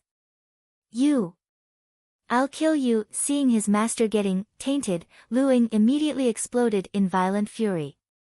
Yi Wanwan watched as Lu Ying charged towards her. She remained silently by Si Yihan's side without any change in her expression. As expected, once Lu Ying got close to her, he was immediately stopped by 11 who was at Yi Wanwan's side. He couldn't even touch the edges of her clothes. Since she felt that she hadn't enraged Lu Ying enough, Yi Wanwan gave him the side eye and said, "Tisk, not only do I want to touch him, but I want to sleep with him too." All the bodyguards at the side, cough cough Miss Wanwan, please stop playing. Lu Ying wasn't beaten to death by the murderous blood gang but almost died from anger thanks to her. Liked it? Take a second to support novels on Patreon. Lu Ying was indeed so mad that he was close to exploding. He charged even more crazily towards Yi Wanwan without any regard for his life, like he was ready to take her down with him. 11 couldn't hold it in anymore and yelled, "Lu Ying! Stop!" Hearing this utterly familiar voice, Lu Ying froze in his attacking position as he turned to the man in a daze. 11 removed the mask from his face, turned to Lu Ying and said, "Lu Ying, don't be rash. It's me. 11. After Lu Ying saw his face underneath the mask, he was stunned. Even Su Yi was dumbfounded. All of them who had been prepared for a life-or-death struggle were stupefied. What made them even more shocked was when the Black Widow and the rest of her entourage also removed the masks from their faces. Seeing everybody revealing their true faces and seeing familiar faces one after another, Lu Ying, Su Yi, Song Jing and everyone else felt like they were in a dream. These people, these members of the Rose of Death, were actually Dark Team 1 who escorted Yi Wanwan away. Didn't they leave already? What's going on here exactly? Why did the members of the Rose of Death turn into Dark Team 1? Could it be that this whole thing was fake? Was Dark Team 1 disguising as the Rose of Death? This is simply unbelievable. If the Rose of Death was Dark Team 1, then, the Black Widow. A light bulb went off in Lu Ying's mind when his eyes swiftly shifted towards Yi Wanwan. Noticing Lu Ying's shocked gaze, Yi Wanwan slowly removed her hat, revealing the stunning face that was concealed by the black veil. Witnessing that woman's face slowly emerging from behind the black veil, Lu Ying's pupils gradually constricted and eventually showed extreme shock and confusion. It was as if his entire body had turned into a hardened statue. Yi Wanwan smiled. "Captain Lu Ying, I trust you've been well since we last met." After being in a trance for a full 10 seconds, Lu Ying finally returned to his senses. Yi Wan Wan. How is this possible? The Black Widow was actually Yi Wan Wan. The woman with that powerful aura who scared the murderous blood gang so much that they fled like drowning dogs was Yi Wan Wan. Lu Ying and everyone else was flabbergasted as they stood there like they'd just seen a ghost. How's it you? Didn't you leave already? And Dark Team 1, you guys, how could you guys? Lu Ying was in so much shock that he couldn't even speak coherently. Su Yi's face was also relatively surprised. No wonder he thought this woman's figure and tone were somewhat familiar, especially when she got close to Master and infuriated Lu Ying on purpose. That familiarity was striking. But he never expected that she was actually Yi Wan Wan. Song Jing, who was standing next to Lu Ying, had a completely blank face as well. He had no idea how to react. The person who saved his life just now was actually that useless troublemaker who only knew how to drag them down. Everyone looked at one another in confusion. After a long while, they finally snapped out of it. 11, how did all this happen? Lu Ying asked in surprise. 11 had already anticipated their reaction and smiled. It's a long story. Anyway, it's all thanks to Miss Wan Wan this time. Let's talk after we get into the house. All of your injuries must be treated immediately. Lu Ying, treat our injuries my ass. Who cares about our injuries right now? I'm on the verge of going nuts. Bad people who had lost power liked it. Take a second to support novels on Patreon. At the same time in Imperial City, C family's old residence, old Madam C was sipping tea in the living room. Qin Ruoxi and another board member of the company came rushing over. Both of you, why are you here at this hour? The old madam furrowed her brows and looked somewhat worn down as she asked. She wasn't sure why, but she had felt uneasy the entire day. Now that Qin Ruoxi and a senior from the company appeared at this hour, a bad feeling arose instantly. Qin Ruoxi glanced at the board member next to her. The board member looked like he was in a difficult position and had a hard time finding his words. Then he turned to Qin Ruoxi and said, Miss Ruoxi, why don't you do the talking? Qin Ruoxi hesitated for a moment and considered her words carefully before finally speaking up. Grandma, I have something I need to discuss with you, but when you hear it, please remain calm and don't get too agitated. When the old madam heard that, she frowned. What is it? Is it that serious? Yes. Qin Ruoxi took a deep breath. It's Audiobook, something happened to him. The old madam's face changed instantly as she probed impatiently, Little Ninth? What happened to Little Ninth? Qin Ruoxi replied in a grave voice, Audiobook and the others were surrounded by an unknown force in Country B. Su Yi issued a signal for help and we immediately organized a rescue party, but we didn't expect that the unknown force was so powerful. They had the entire Country B under their power and our people couldn't figure out their specific position at all. Su Yi's network was also cut off, so he wasn't able to communicate with us. We've completely lost all communications from that end. On Si Yihan's side, they'd lost all contact with them, their whereabouts were unknown and their survival was uncertain. Although they were worried the old madam couldn't handle it, they didn't dare to keep such critical news from her. The moment Qin Ruoxi's words landed, the old madam stood up suddenly but she only managed to get up halfway before she fainted from the shock. Grandma! Old madam! The old madam fainted suddenly, causing the living room to enter into chaos. Qin Ruoxi got the housekeeper to fetch the doctor while she massaged the old madam's temples. The old madam awoke after some time and she immediately grabbed Qin Ruoxi's clothes, agitated. What did you say? Ruoxi, what did you just say? Audiobook and the others were abducted? That seems to be the case at the moment. Qin Ruoxi's expression was solemn. There were shadows under her eyes. It was obvious that she hadn't slept well. The old madam's face turned gloomy. What kind of people are they and how dare they lay hands on the C family? They're an organization called Murderous Blood Gang and the C family didn't have any disputes with them at all. I'm guessing they were hired by someone, Chin Ruoshi replied. Hearing these 3 words, Murderous Blood Gang, the old madam's face turned pale instantly. She had definitely heard rumors about that organization. What kind of people, what kind of deep hatred must they have? They actually hired such vicious villains to attack the C family. At first, she wondered whether their objective was to obtain those expensive pieces of equipment or to disrupt important negotiations. Now it seemed like, this wasn't a robbery at all.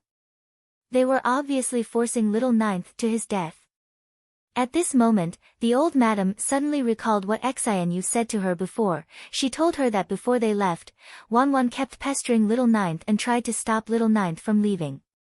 She even said she dreamed that he would be in danger.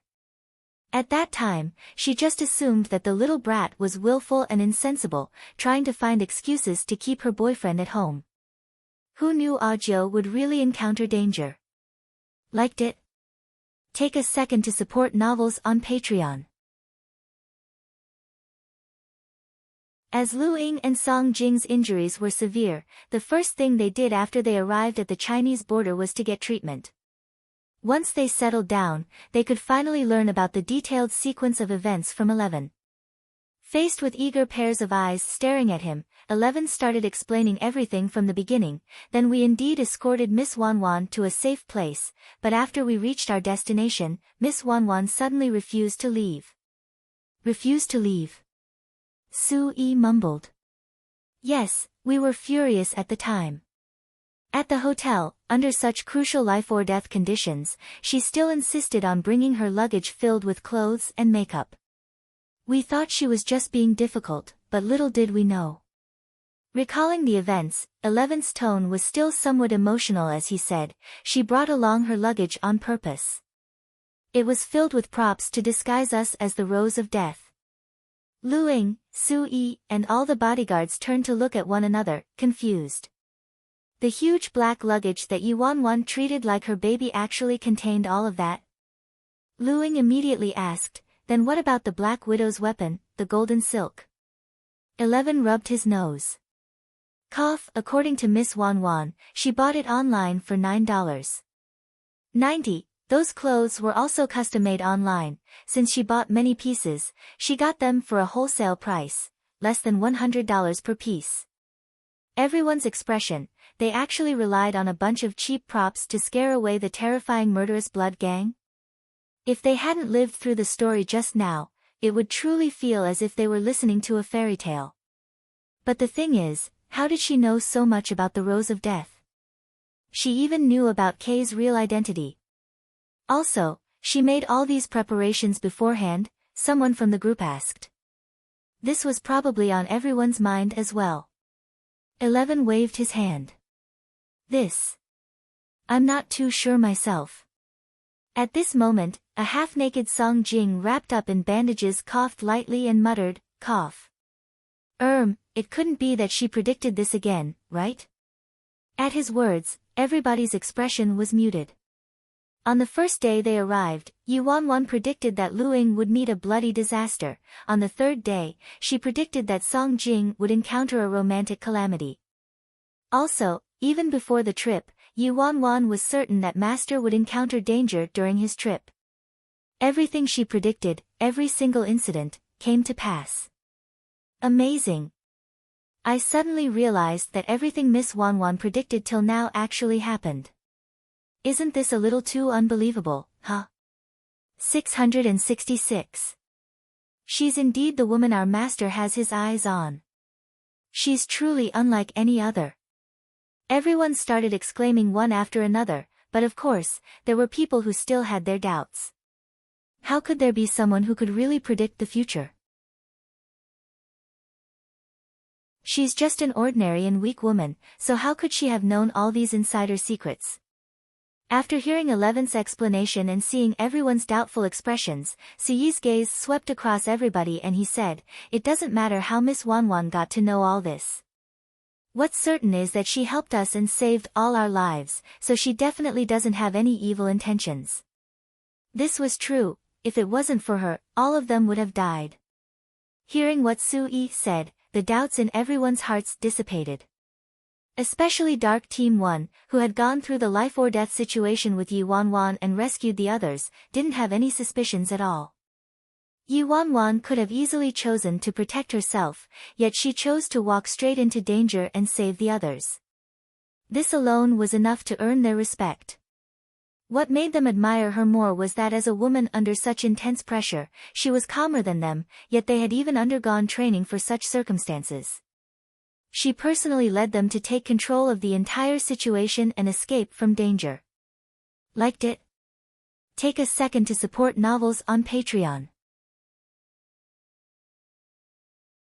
Lu Ying was unable to refute what Su-yi said. As the leader, he was unable to protect Master, he couldn't even protect his own men. If she hadn't appeared when she did, Song Jing would have already been a corpse and he never would have forgiven himself for that. Yi Wanwan saved every one of them, he had nothing to say to this. In the bedroom, Yi Wanwan had just fed Si Han his medicine and was about to help him change. The man didn't have his usual terrifying, cold aura around him while he was asleep. The weak appearance of this powerful man actually gave off a harmless and gentle feeling. It had been an entire day, yet there weren't any signs of Si Han waking up at all. She remembered that in her past life, Si Han was in a coma for 3 months, he almost didn't make it. Thankfully, he wasn't injured this time, but there was significant damage done to his body and there could still be more hidden symptoms to come. She wasn't sure how long he would remain unconscious before waking up. Yi Wanwan was lost in thought when there came a knock on the door. Dong dong dong. A bodyguard walked in carrying food. Miss Wanwan, have a bite? The little bodyguard had an obvious change in attitude towards her. All the men under Lu Ying's command didn't display their displeasure on the surface, but the coldness and mockery in their eyes were unconcealable before. All right, thank you. Just leave the food there. The little bodyguard placed the food down but didn't leave immediately. Instead, he stood there and seemed hesitant to speak.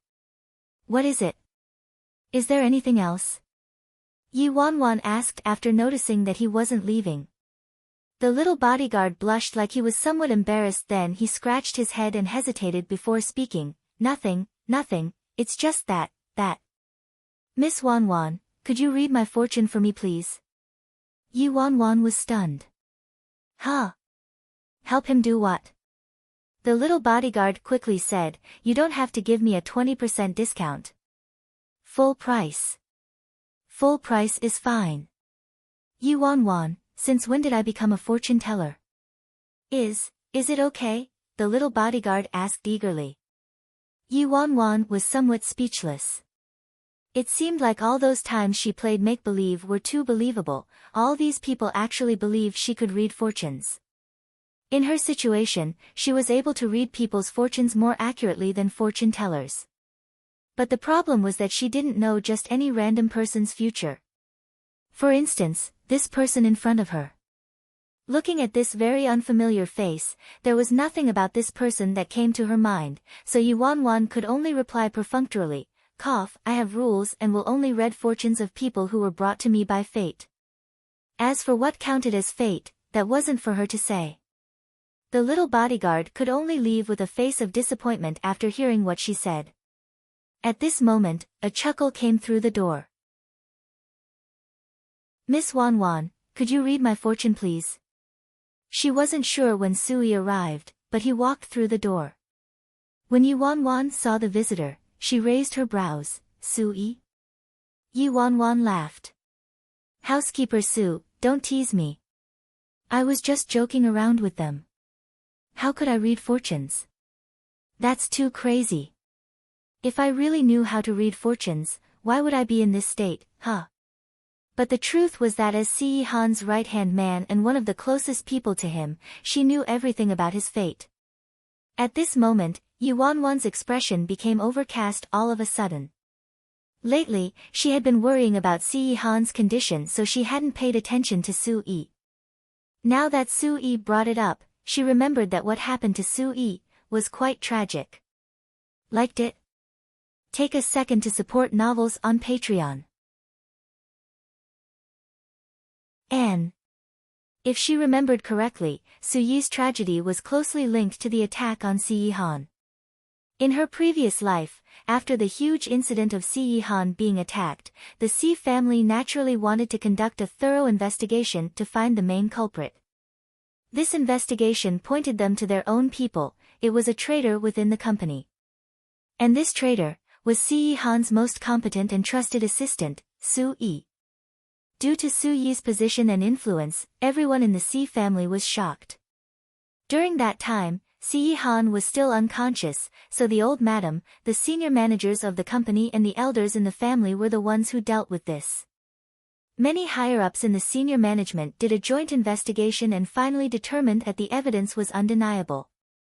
Their equipment was robbed, the entire team of bodyguards and secret agents were injured and there were innumerable casualties. Furthermore, Si-han was still in a coma at the time. With such severe accusations on Su-yi, the extreme punishment dealt by the Si family was to be expected. At that time, Su-yi tried his best to explain and begged for a second chance, denying all the accusations. With the irrefutable evidence, no one believed him or stood by his side. In the end, Su-yi was isolated and was offered no help at all. His entire family was exterminated and he was the only one lucky enough to escape. But to Su-yi, being alive was more painful than death. He had to bear the label of a traitor forever and the pain of losing his family. He had to live the remaining years of his life in anguish and torture. Yi Wanwan remembered that when Si-han found him, Su-yi's right leg was disabled. He covered himself in rags and was lying under the overpass, deranged and delirious. Although Si-han found the real culprit after he awoke, this was meaningless to Su-yi. Subsequently, Si-han brought Su-yi home and sent someone to care for and treat him, but not long after, Su-yi disappeared one night during a heavy storm and didn't reappear. People weren't sure whether he was dead or alive. Since that incident, Si-han kept everybody at a distance. Mentioning Su-yi's name was taboo, nobody ever dared to bring him up. Therefore, Su-yi's fate in her previous life was pretty tragic, not just ordinarily tragic. In her previous life, Su-yi was responsible for every matter of hers. Back then, she caused trouble every day and nitpicked at every single thing. It was always Su-yi who had to clean up her mess. Although Su-yi had his guard up around her, he was always responsible and dutiful. He even helped her cover up countless troublesome incidents and tried his best to resolve conflicts and misunderstandings between Si-han and her. When Su-yi left, her life in the Si family became even more difficult. And in this life, Su-yi had helped her lots too. If it was possible, she hoped Su-yi would not meet such a tragic ending. Miss Wanwan. Miss Wanwan. Su-yi's voice suddenly resounded in her ear, making Yi Wanwan, who was immersed in her memories, jump and return to her senses. What? Lu Ying and Song Jing's injuries have already been treated. We're ready to leave, Su-yi said. Oh, all right, Yi Wanwan nodded then subconsciously furrowed her brows. Although Su-yi met such a tragic ending in her previous life, she had already drastically altered the course of events in this life, so according to the butterfly effect, there was a high chance that Su-yi's fate would change too, right? Maybe in this life, things wouldn't turn out that way. Hopefully, she was just worrying irrationally. Otherwise, under this situation when Si-han was still unconscious, Su-yi's situation would really be terrible. Liked it? Take a second to support novels on Patreon.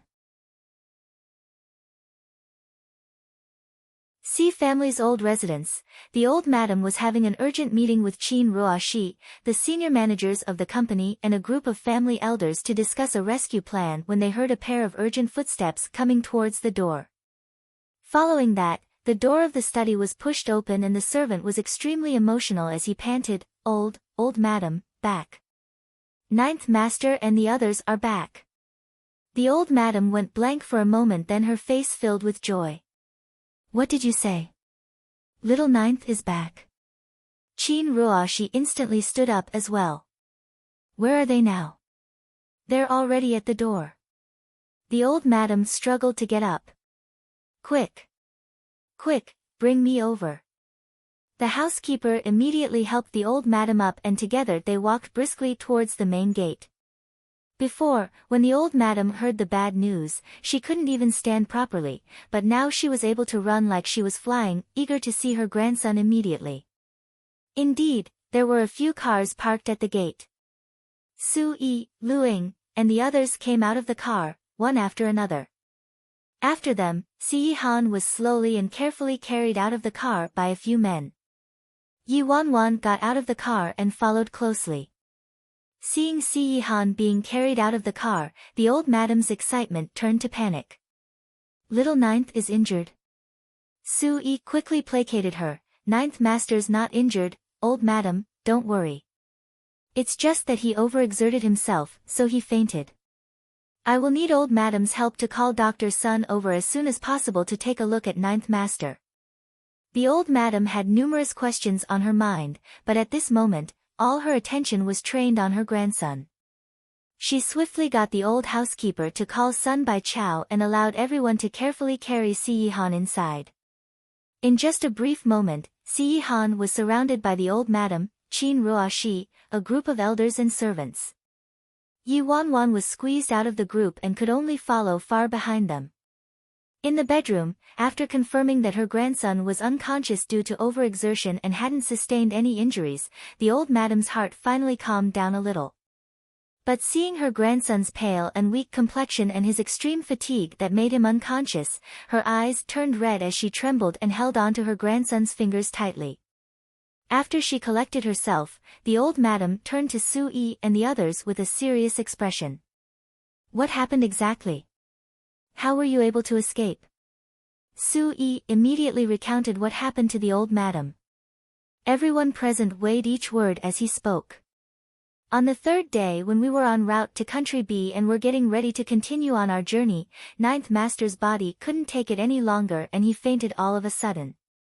Not long after that, the bodyguards got the news that Country B was controlled by an outside power. They investigated and confirmed that the power was actually the murderous blood gang. At the time, our connections with the outside world were cut off completely, so we could be slaughtered by anybody. Old madam, one thing you should be clear on is that even if we doubled or tripled the number of men we brought along, we couldn't take on the murderous blood gang.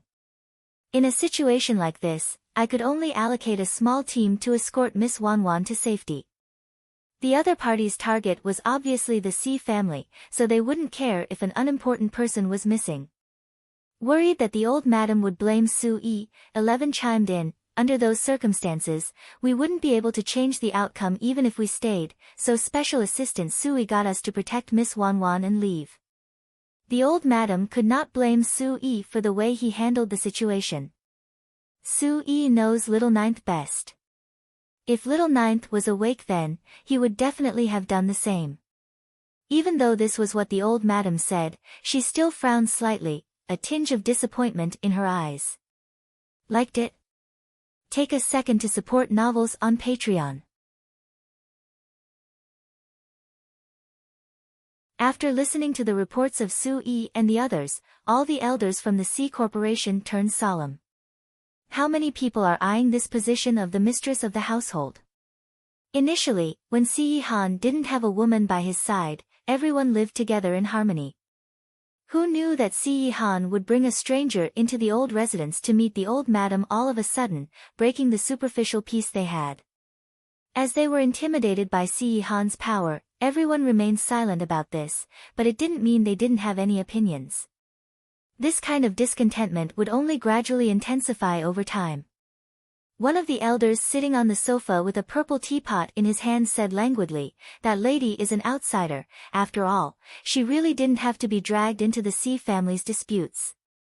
Special Assistant Su's actions were right. There was no problem at all, I agree with what he said. The elder turned to look plainly at Yi Wanwan who was standing in the corner.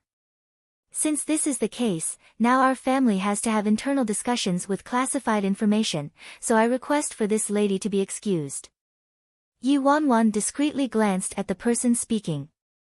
Each individual in the C family's internal department was part of a direct line of descendants. The competition between subdivisions was very strong and was divided into many denominations. The person speaking had close relations with the Qin family and was one of Qin Ruoxi's important supporters.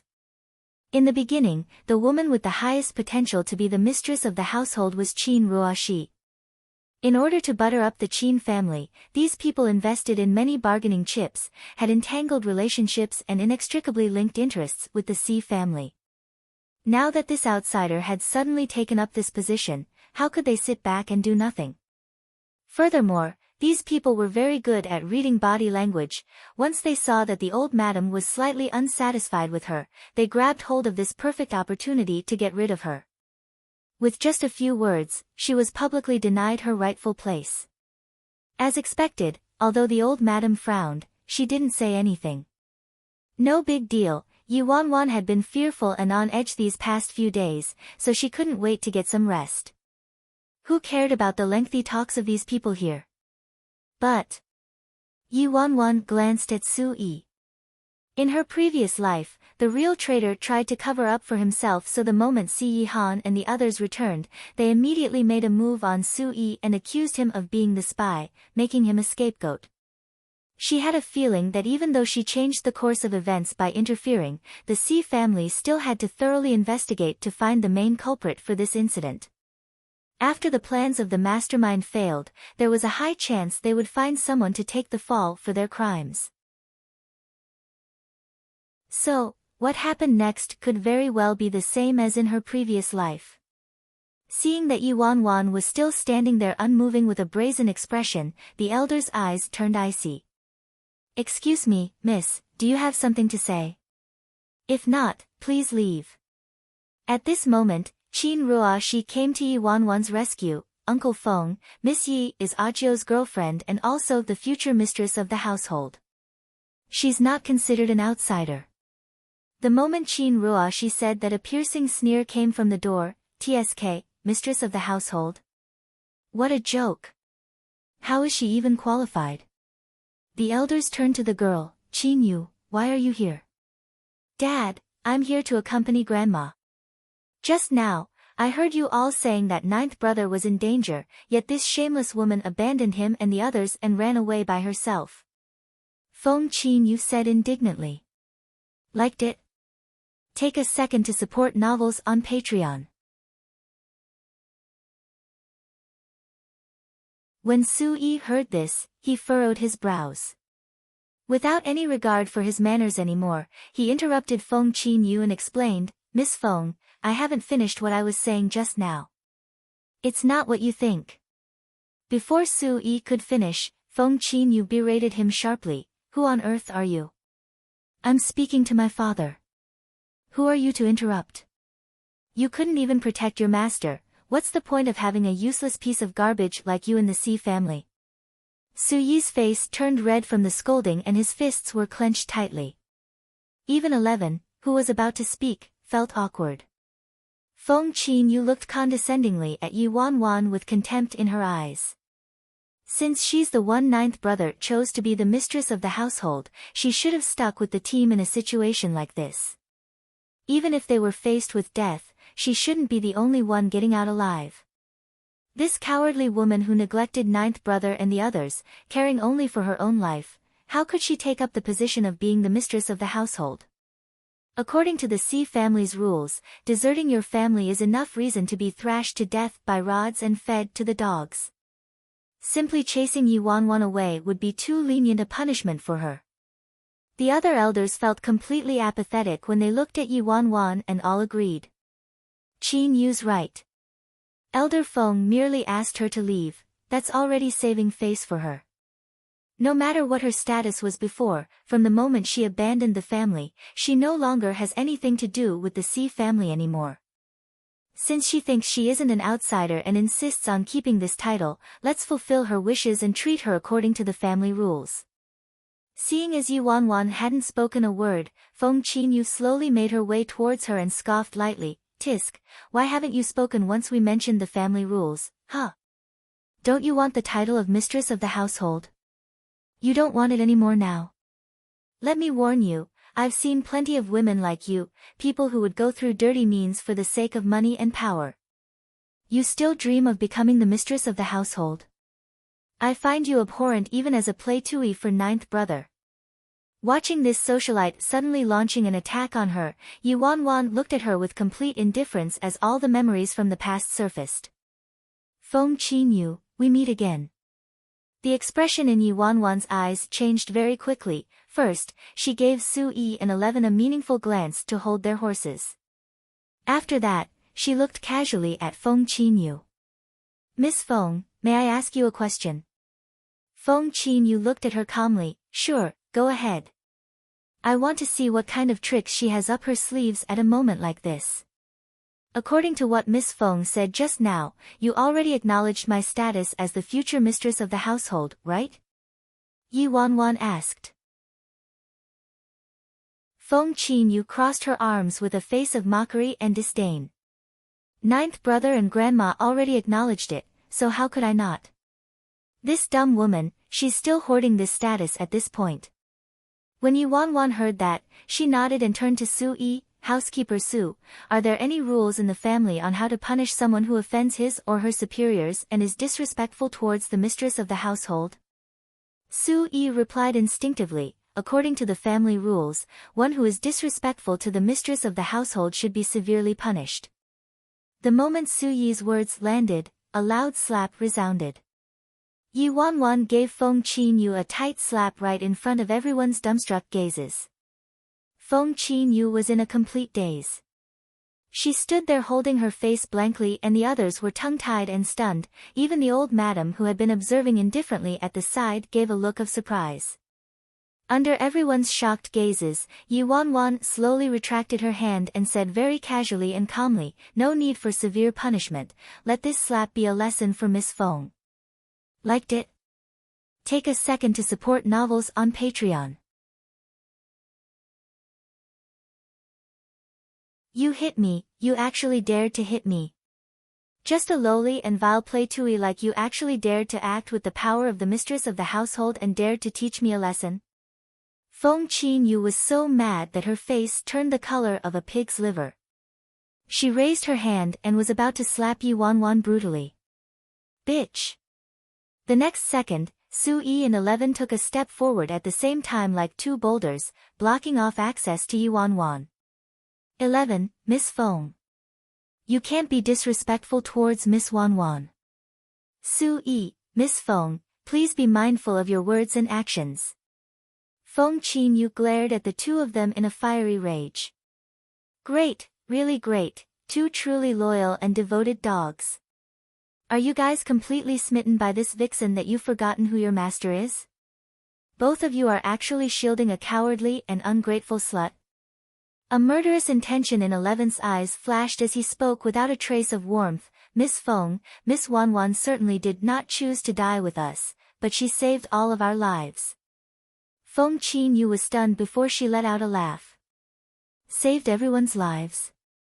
This woman? In order to protect this vixen, you guys could come up with any kind of nonsense, huh?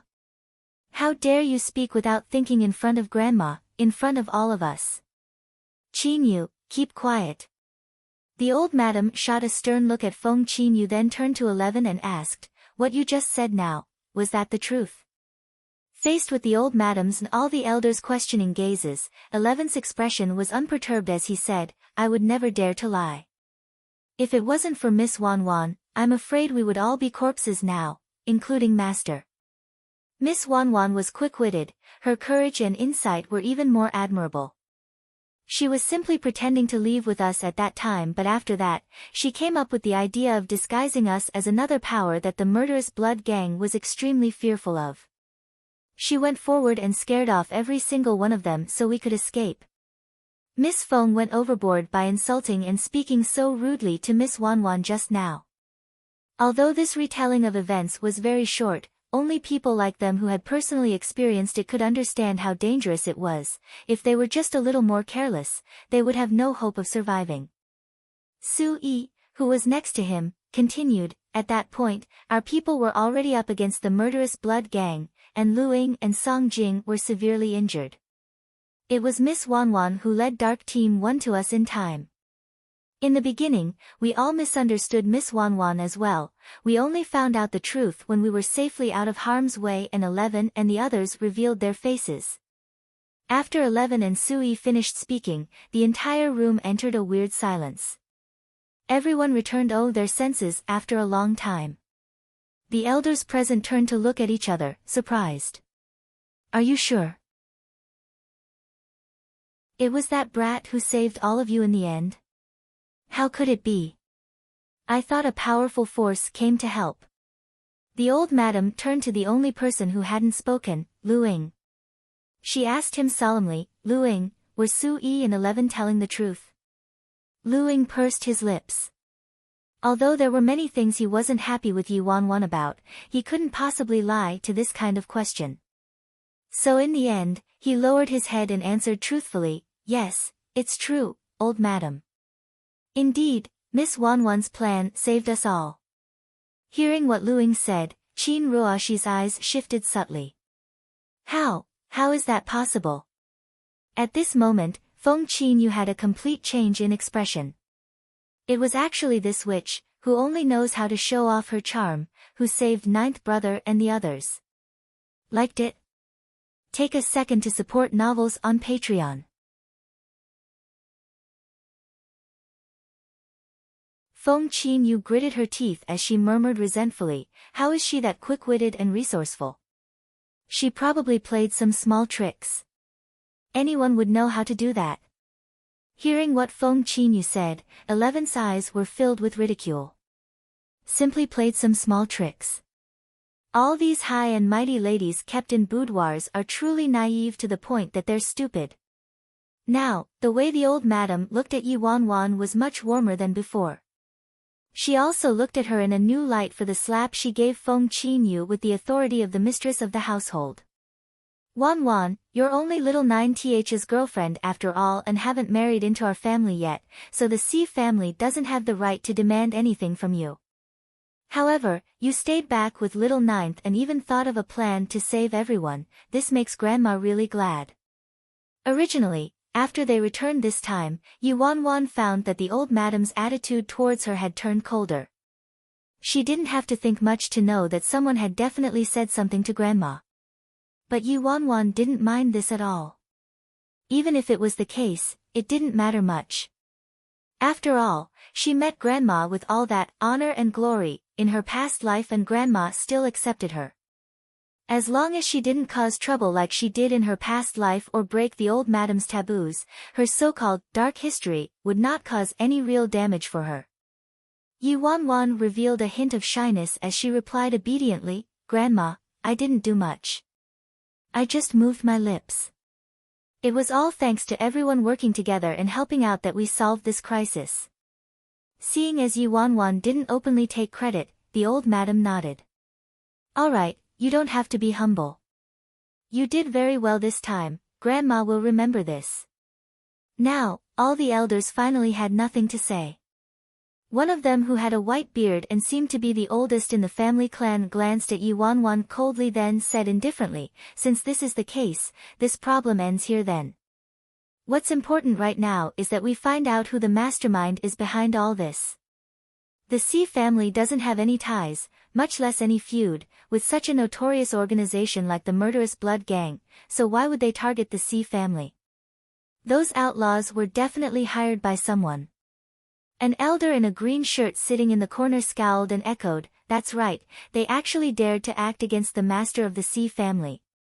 It's simply outrageous. We must seize that person by hook or crook. But, right now, we have no leads at all. Where should we start to investigate? Someone asked with knitted brows. Listening up to this point, the old madam's expression turned rigid. She looked towards Sui and the others and probed, when all of you were up against those guys, did you get any useful information? When Sui heard this, he recalled what happened and replied, when we were confronted by those people from the Murderous Blood Gang, I did give them a warning. I asked whether they had considered the consequences of their actions. If they really killed Ninth Master, they would have to face the fury of the entire C family. Even the murderous blood gang couldn't possibly be completely fearless of the C family, but they were very arrogant. It seemed like they were emboldened by the backing they had, and it was definitely a little fishy. At this moment, a cold light abruptly appeared in the white-bearded elder's eyes. They were emboldened by the backing they had? Why would they have a backing? Could we surmise that the mastermind behind all this is someone from the C family who has a high position and right of inheritance? You think this was a vain attempt to murder the master and replace him? So that's why the murderous blood gang didn't have any fear of retaliation from the C family. Liked it? Take a second to support novels on Patreon.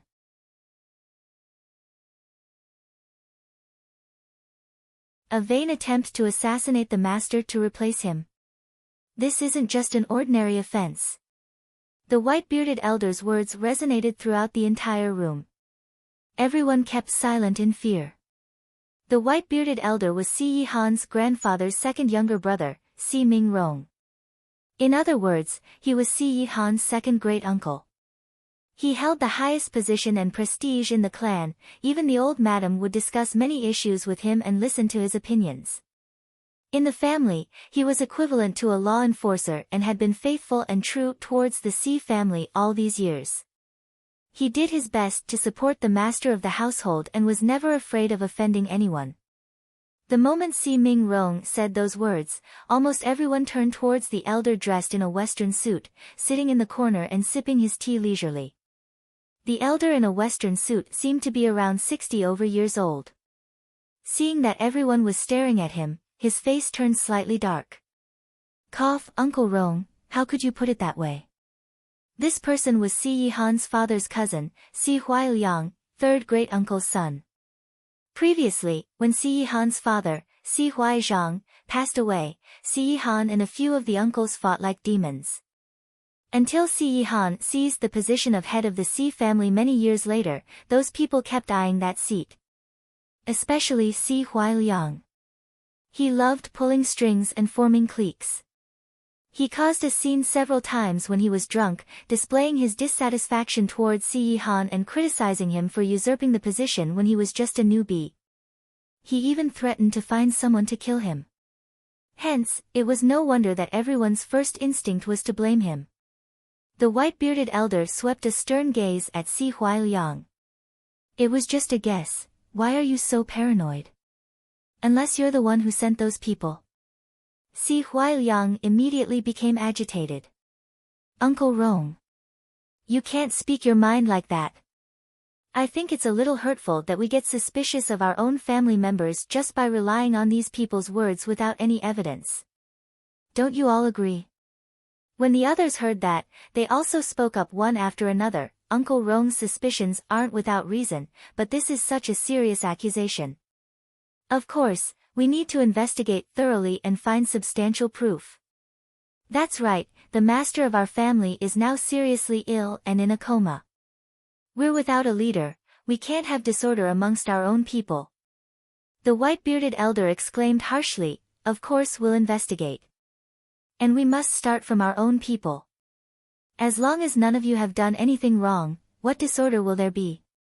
The old madam took a deep breath and opened her eyes. When she considered how her grandson nearly lost his life, her eyes scanned every single one of them icily. All of a sudden, she said, Uncle Zhong is right. Since we don't have any evidence, we'll investigate till we do. We'll start internally. Everyone must cooperate with the investigation, otherwise, you'll be treated as the traitor. I've already warned all of you umpteen times, internal strife is strictly prohibited. No attacking each other. If I find that anyone dared to violate this, you will not be let off lightly. Si Huai-liang curled his lips and didn't dare to object. He said, yes, great aunt, I will definitely cooperate. But I just want to make this small declaration, great aunt, you know me best. I have a sharp tongue, but I mean well. Although I made some poorly thought out comments before, I would never, ever do something like this to Ajio. I hope you'll have a thorough investigation. The old madam gave him a sidelong glance. As long as you didn't do it, you won't be wrongly accused. Once the old madam finished speaking, she turned to the old housekeeper and ordered, "Pass on my order." Within 3 days. The old madam was about to give her orders when an elder sitting at the corner in a navy blue tang suit lit up and exclaimed all of a sudden, "Hold it. Liked it? Take a second to support novels on Patreon."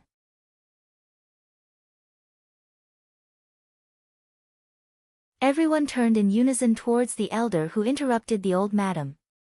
The moment Yuan Wan, who had been watching on the sidelines, saw the elder dressed in a tang suit speak up, the space between her brows twitched. "What is it?" The old madam frowned. The elder dressed in the tang suit made a subtle, cold glance in Su Yi's direction, then said to the old madam, "Sister-in-law, I received some information lately, but since I haven't looked into and verified it, I didn't want to mention it. But now that our master has been attacked, I added 2 and 2 together, and to my surprise, something wasn't right. This is a serious case, and I personally am unable to judge, so I hope sister-in-law and everyone here will take a look into this matter together." Watching this scene in front of her, Yuan Wan's expression changed. It was exactly the same as she had expected, things were unfolding just the way they had in the past. The person speaking was the true mastermind, Si Yihan's fourth great-uncle, Si Mingli. Si Yihan's grandfather had 3 younger brothers, the white-bearded elder, Si Mingrong, Si Mingshao, who had already passed away, and this mastermind, Si Mingli. Si Mingli occupied a high position and was powerful, his status was comparable to Si Mingrong. Considering Yuan Wan's current abilities, even though she knew this would happen, she was unable to stop it. Furthermore, Si Mingli still had an extremely powerful backer, and Yuan Wan still didn't know who that person was to this day. In her previous life, not only did the Si family find out about Si Mingli, but they also found out that Si Mingli had been colluding with a mysterious person all these years. It was a pity that when Yuan Wan got a divorce and left the Si family, the greatest mastermind still hadn't been brought to light. In order to find the culprit, even the seriously ill old madam encountered violent treachery. Watching Su Yi, who still had no clue about what was about to happen and who was sincerely hoping to nab the culprit for his master, Yuan Wan clenched her fists tightly as she thought about his tragic end in her past life. Shortly after, the brown portfolio Si Mingli brought out made its way to the old madam and all the elders. After looking at it, everyone's faces turned unusually dark. The white-bearded elder, Si Mingrong, had his face completely shrouded in darkness. After he placed the thick stack of documents down, he shot daggers at Su Yi, who was standing in the corner, and bellowed, "Su Yi." Su Yi noticed the strange looks from the elders and furrowed his brows slightly, then he took a step forward. "Here." Si Mingrong slammed the table with a loud bang. "Su Yi. How dare you? The Si family has never let you down, yet you betrayed us, conspiring with the murderous blood gang to assassinate our master." "What? Betray master, conspired with the murderous blood gang?" Su Yi was in utter shock.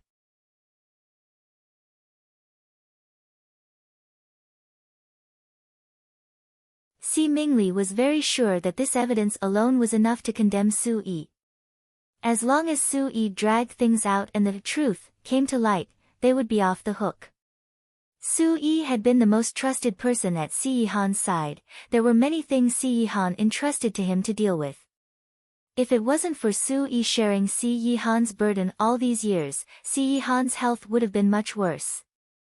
As a matter of fact, that member of the murderous blood gang whom Su Yi contacted before wasn't someone from the gang at all, it was a mole Su Yi secretly planted inside the murderous blood gang who was actually one of their own people.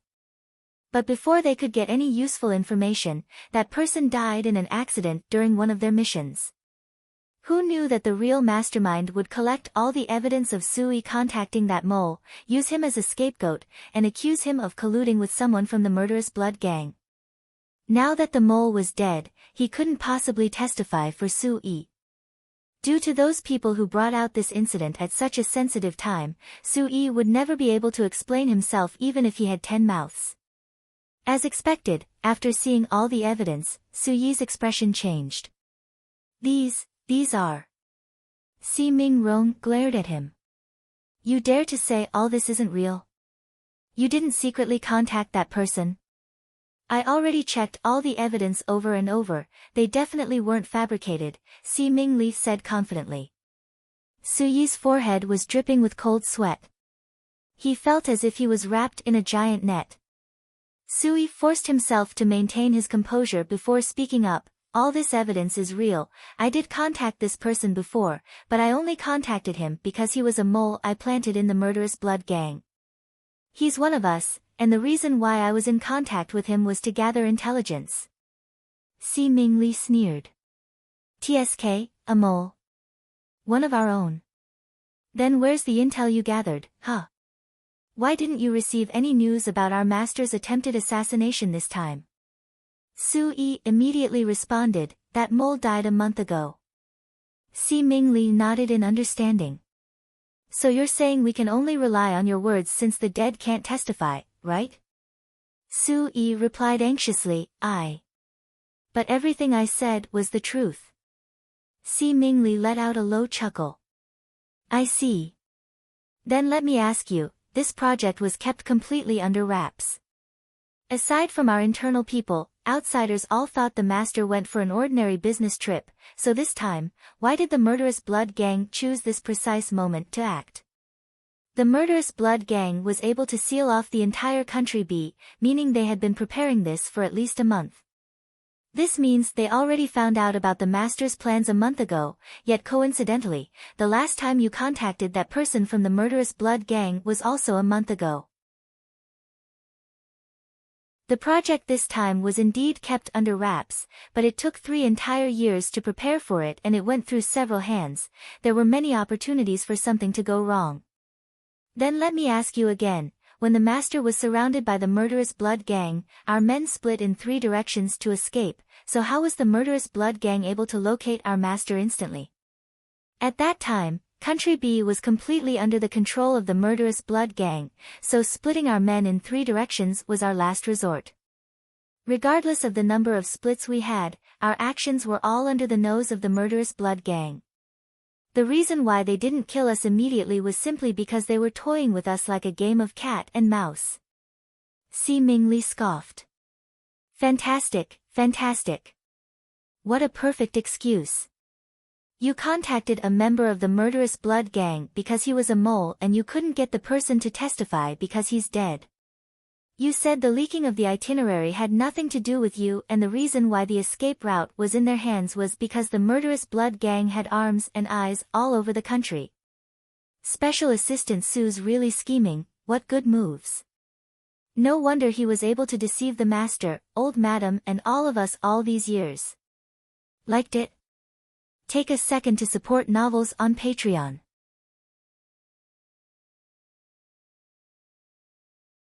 After he said his piece, Si Mingli snapped.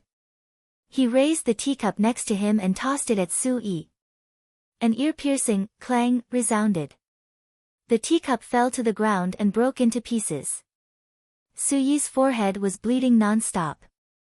Lu Ying and 11 stood there in a daze looking at the evidence, completely dumbfounded. The previous 2 accusations were indeed questionable, but Su Yi secretly contacting the murderous blood gang was an irrefutable fact. Su Yi, how is this possible? At this moment, all the elders gave Su Yi cold and detached looks. Su Yi, with all this conclusive evidence here, how are you still trying to smooth-talk your way out of this? The mole who died was obviously killed by you to silence him. Why did you betray the Si family and who's your master behind the scenes? What's your motive? You're truly ungrateful. If it wasn't for the late master, your entire family would have already been killed by your enemies and buried in the deep sea. You actually dared to bite the hand that fed you. You're worse than a beast. I think the entire Su family has been bribed. The blood on Su Yi's head trickled along his brow bone and dripped into his eyes like tears of blood. Facing each and every one of their cold faces and dagger-like glares, he slowly lifted his blood-red eyes and said, making sure to enunciate every single word, I did not betray my master. Every single word I said just now was the truth. My father was with the late master his whole life, and I've been by the master's side since I was little. The entire Su family is completely loyal to master. Today, if I, Su Yi, spoke a single lie, I'll go to hell, degenerate into an animal and be barred from reincarnating. Si Mingli scoffed. If one could prove his innocence just by swearing, I'm afraid there wouldn't be any criminals in this world. Si Mingrong's face was frozen as he pondered for a long time. Let's not talk about the other issues.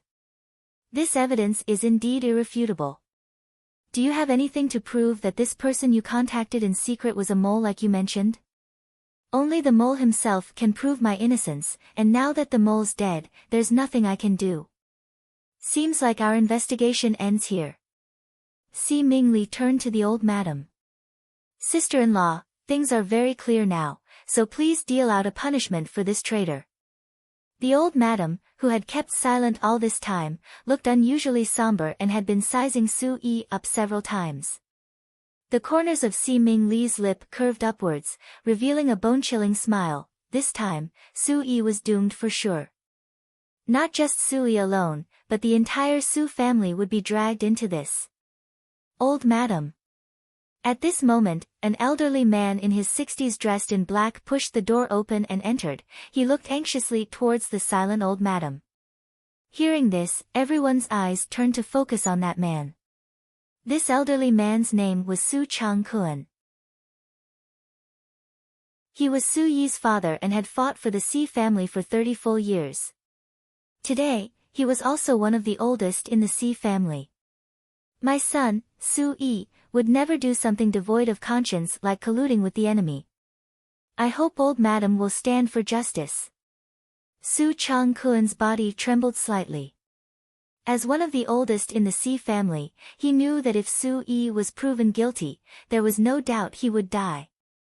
Even if the master of the Si family, Si Yihan, regained consciousness right now, it would all be hopeless if there was no evidence to prove Su Yi's innocence. The old madam shut her eyes slightly. Her face was glacial and she didn't bother responding to Su Changkuan. After all, he was Su Yi's father, so obviously he would speak up for him. Liked it? Take a second to support novels on Patreon. You're tuning in to the Blissful Bookshelf YouTube channel. We're so grateful for your support and don't forget to subscribe to join us on this incredible journey through captivating stories. Your generosity through donations truly makes a world of difference, as it's the primary source of revenue that allows me to expand and enhance this channel for you. Thank you from the bottom of my heart for being a part of this adventure.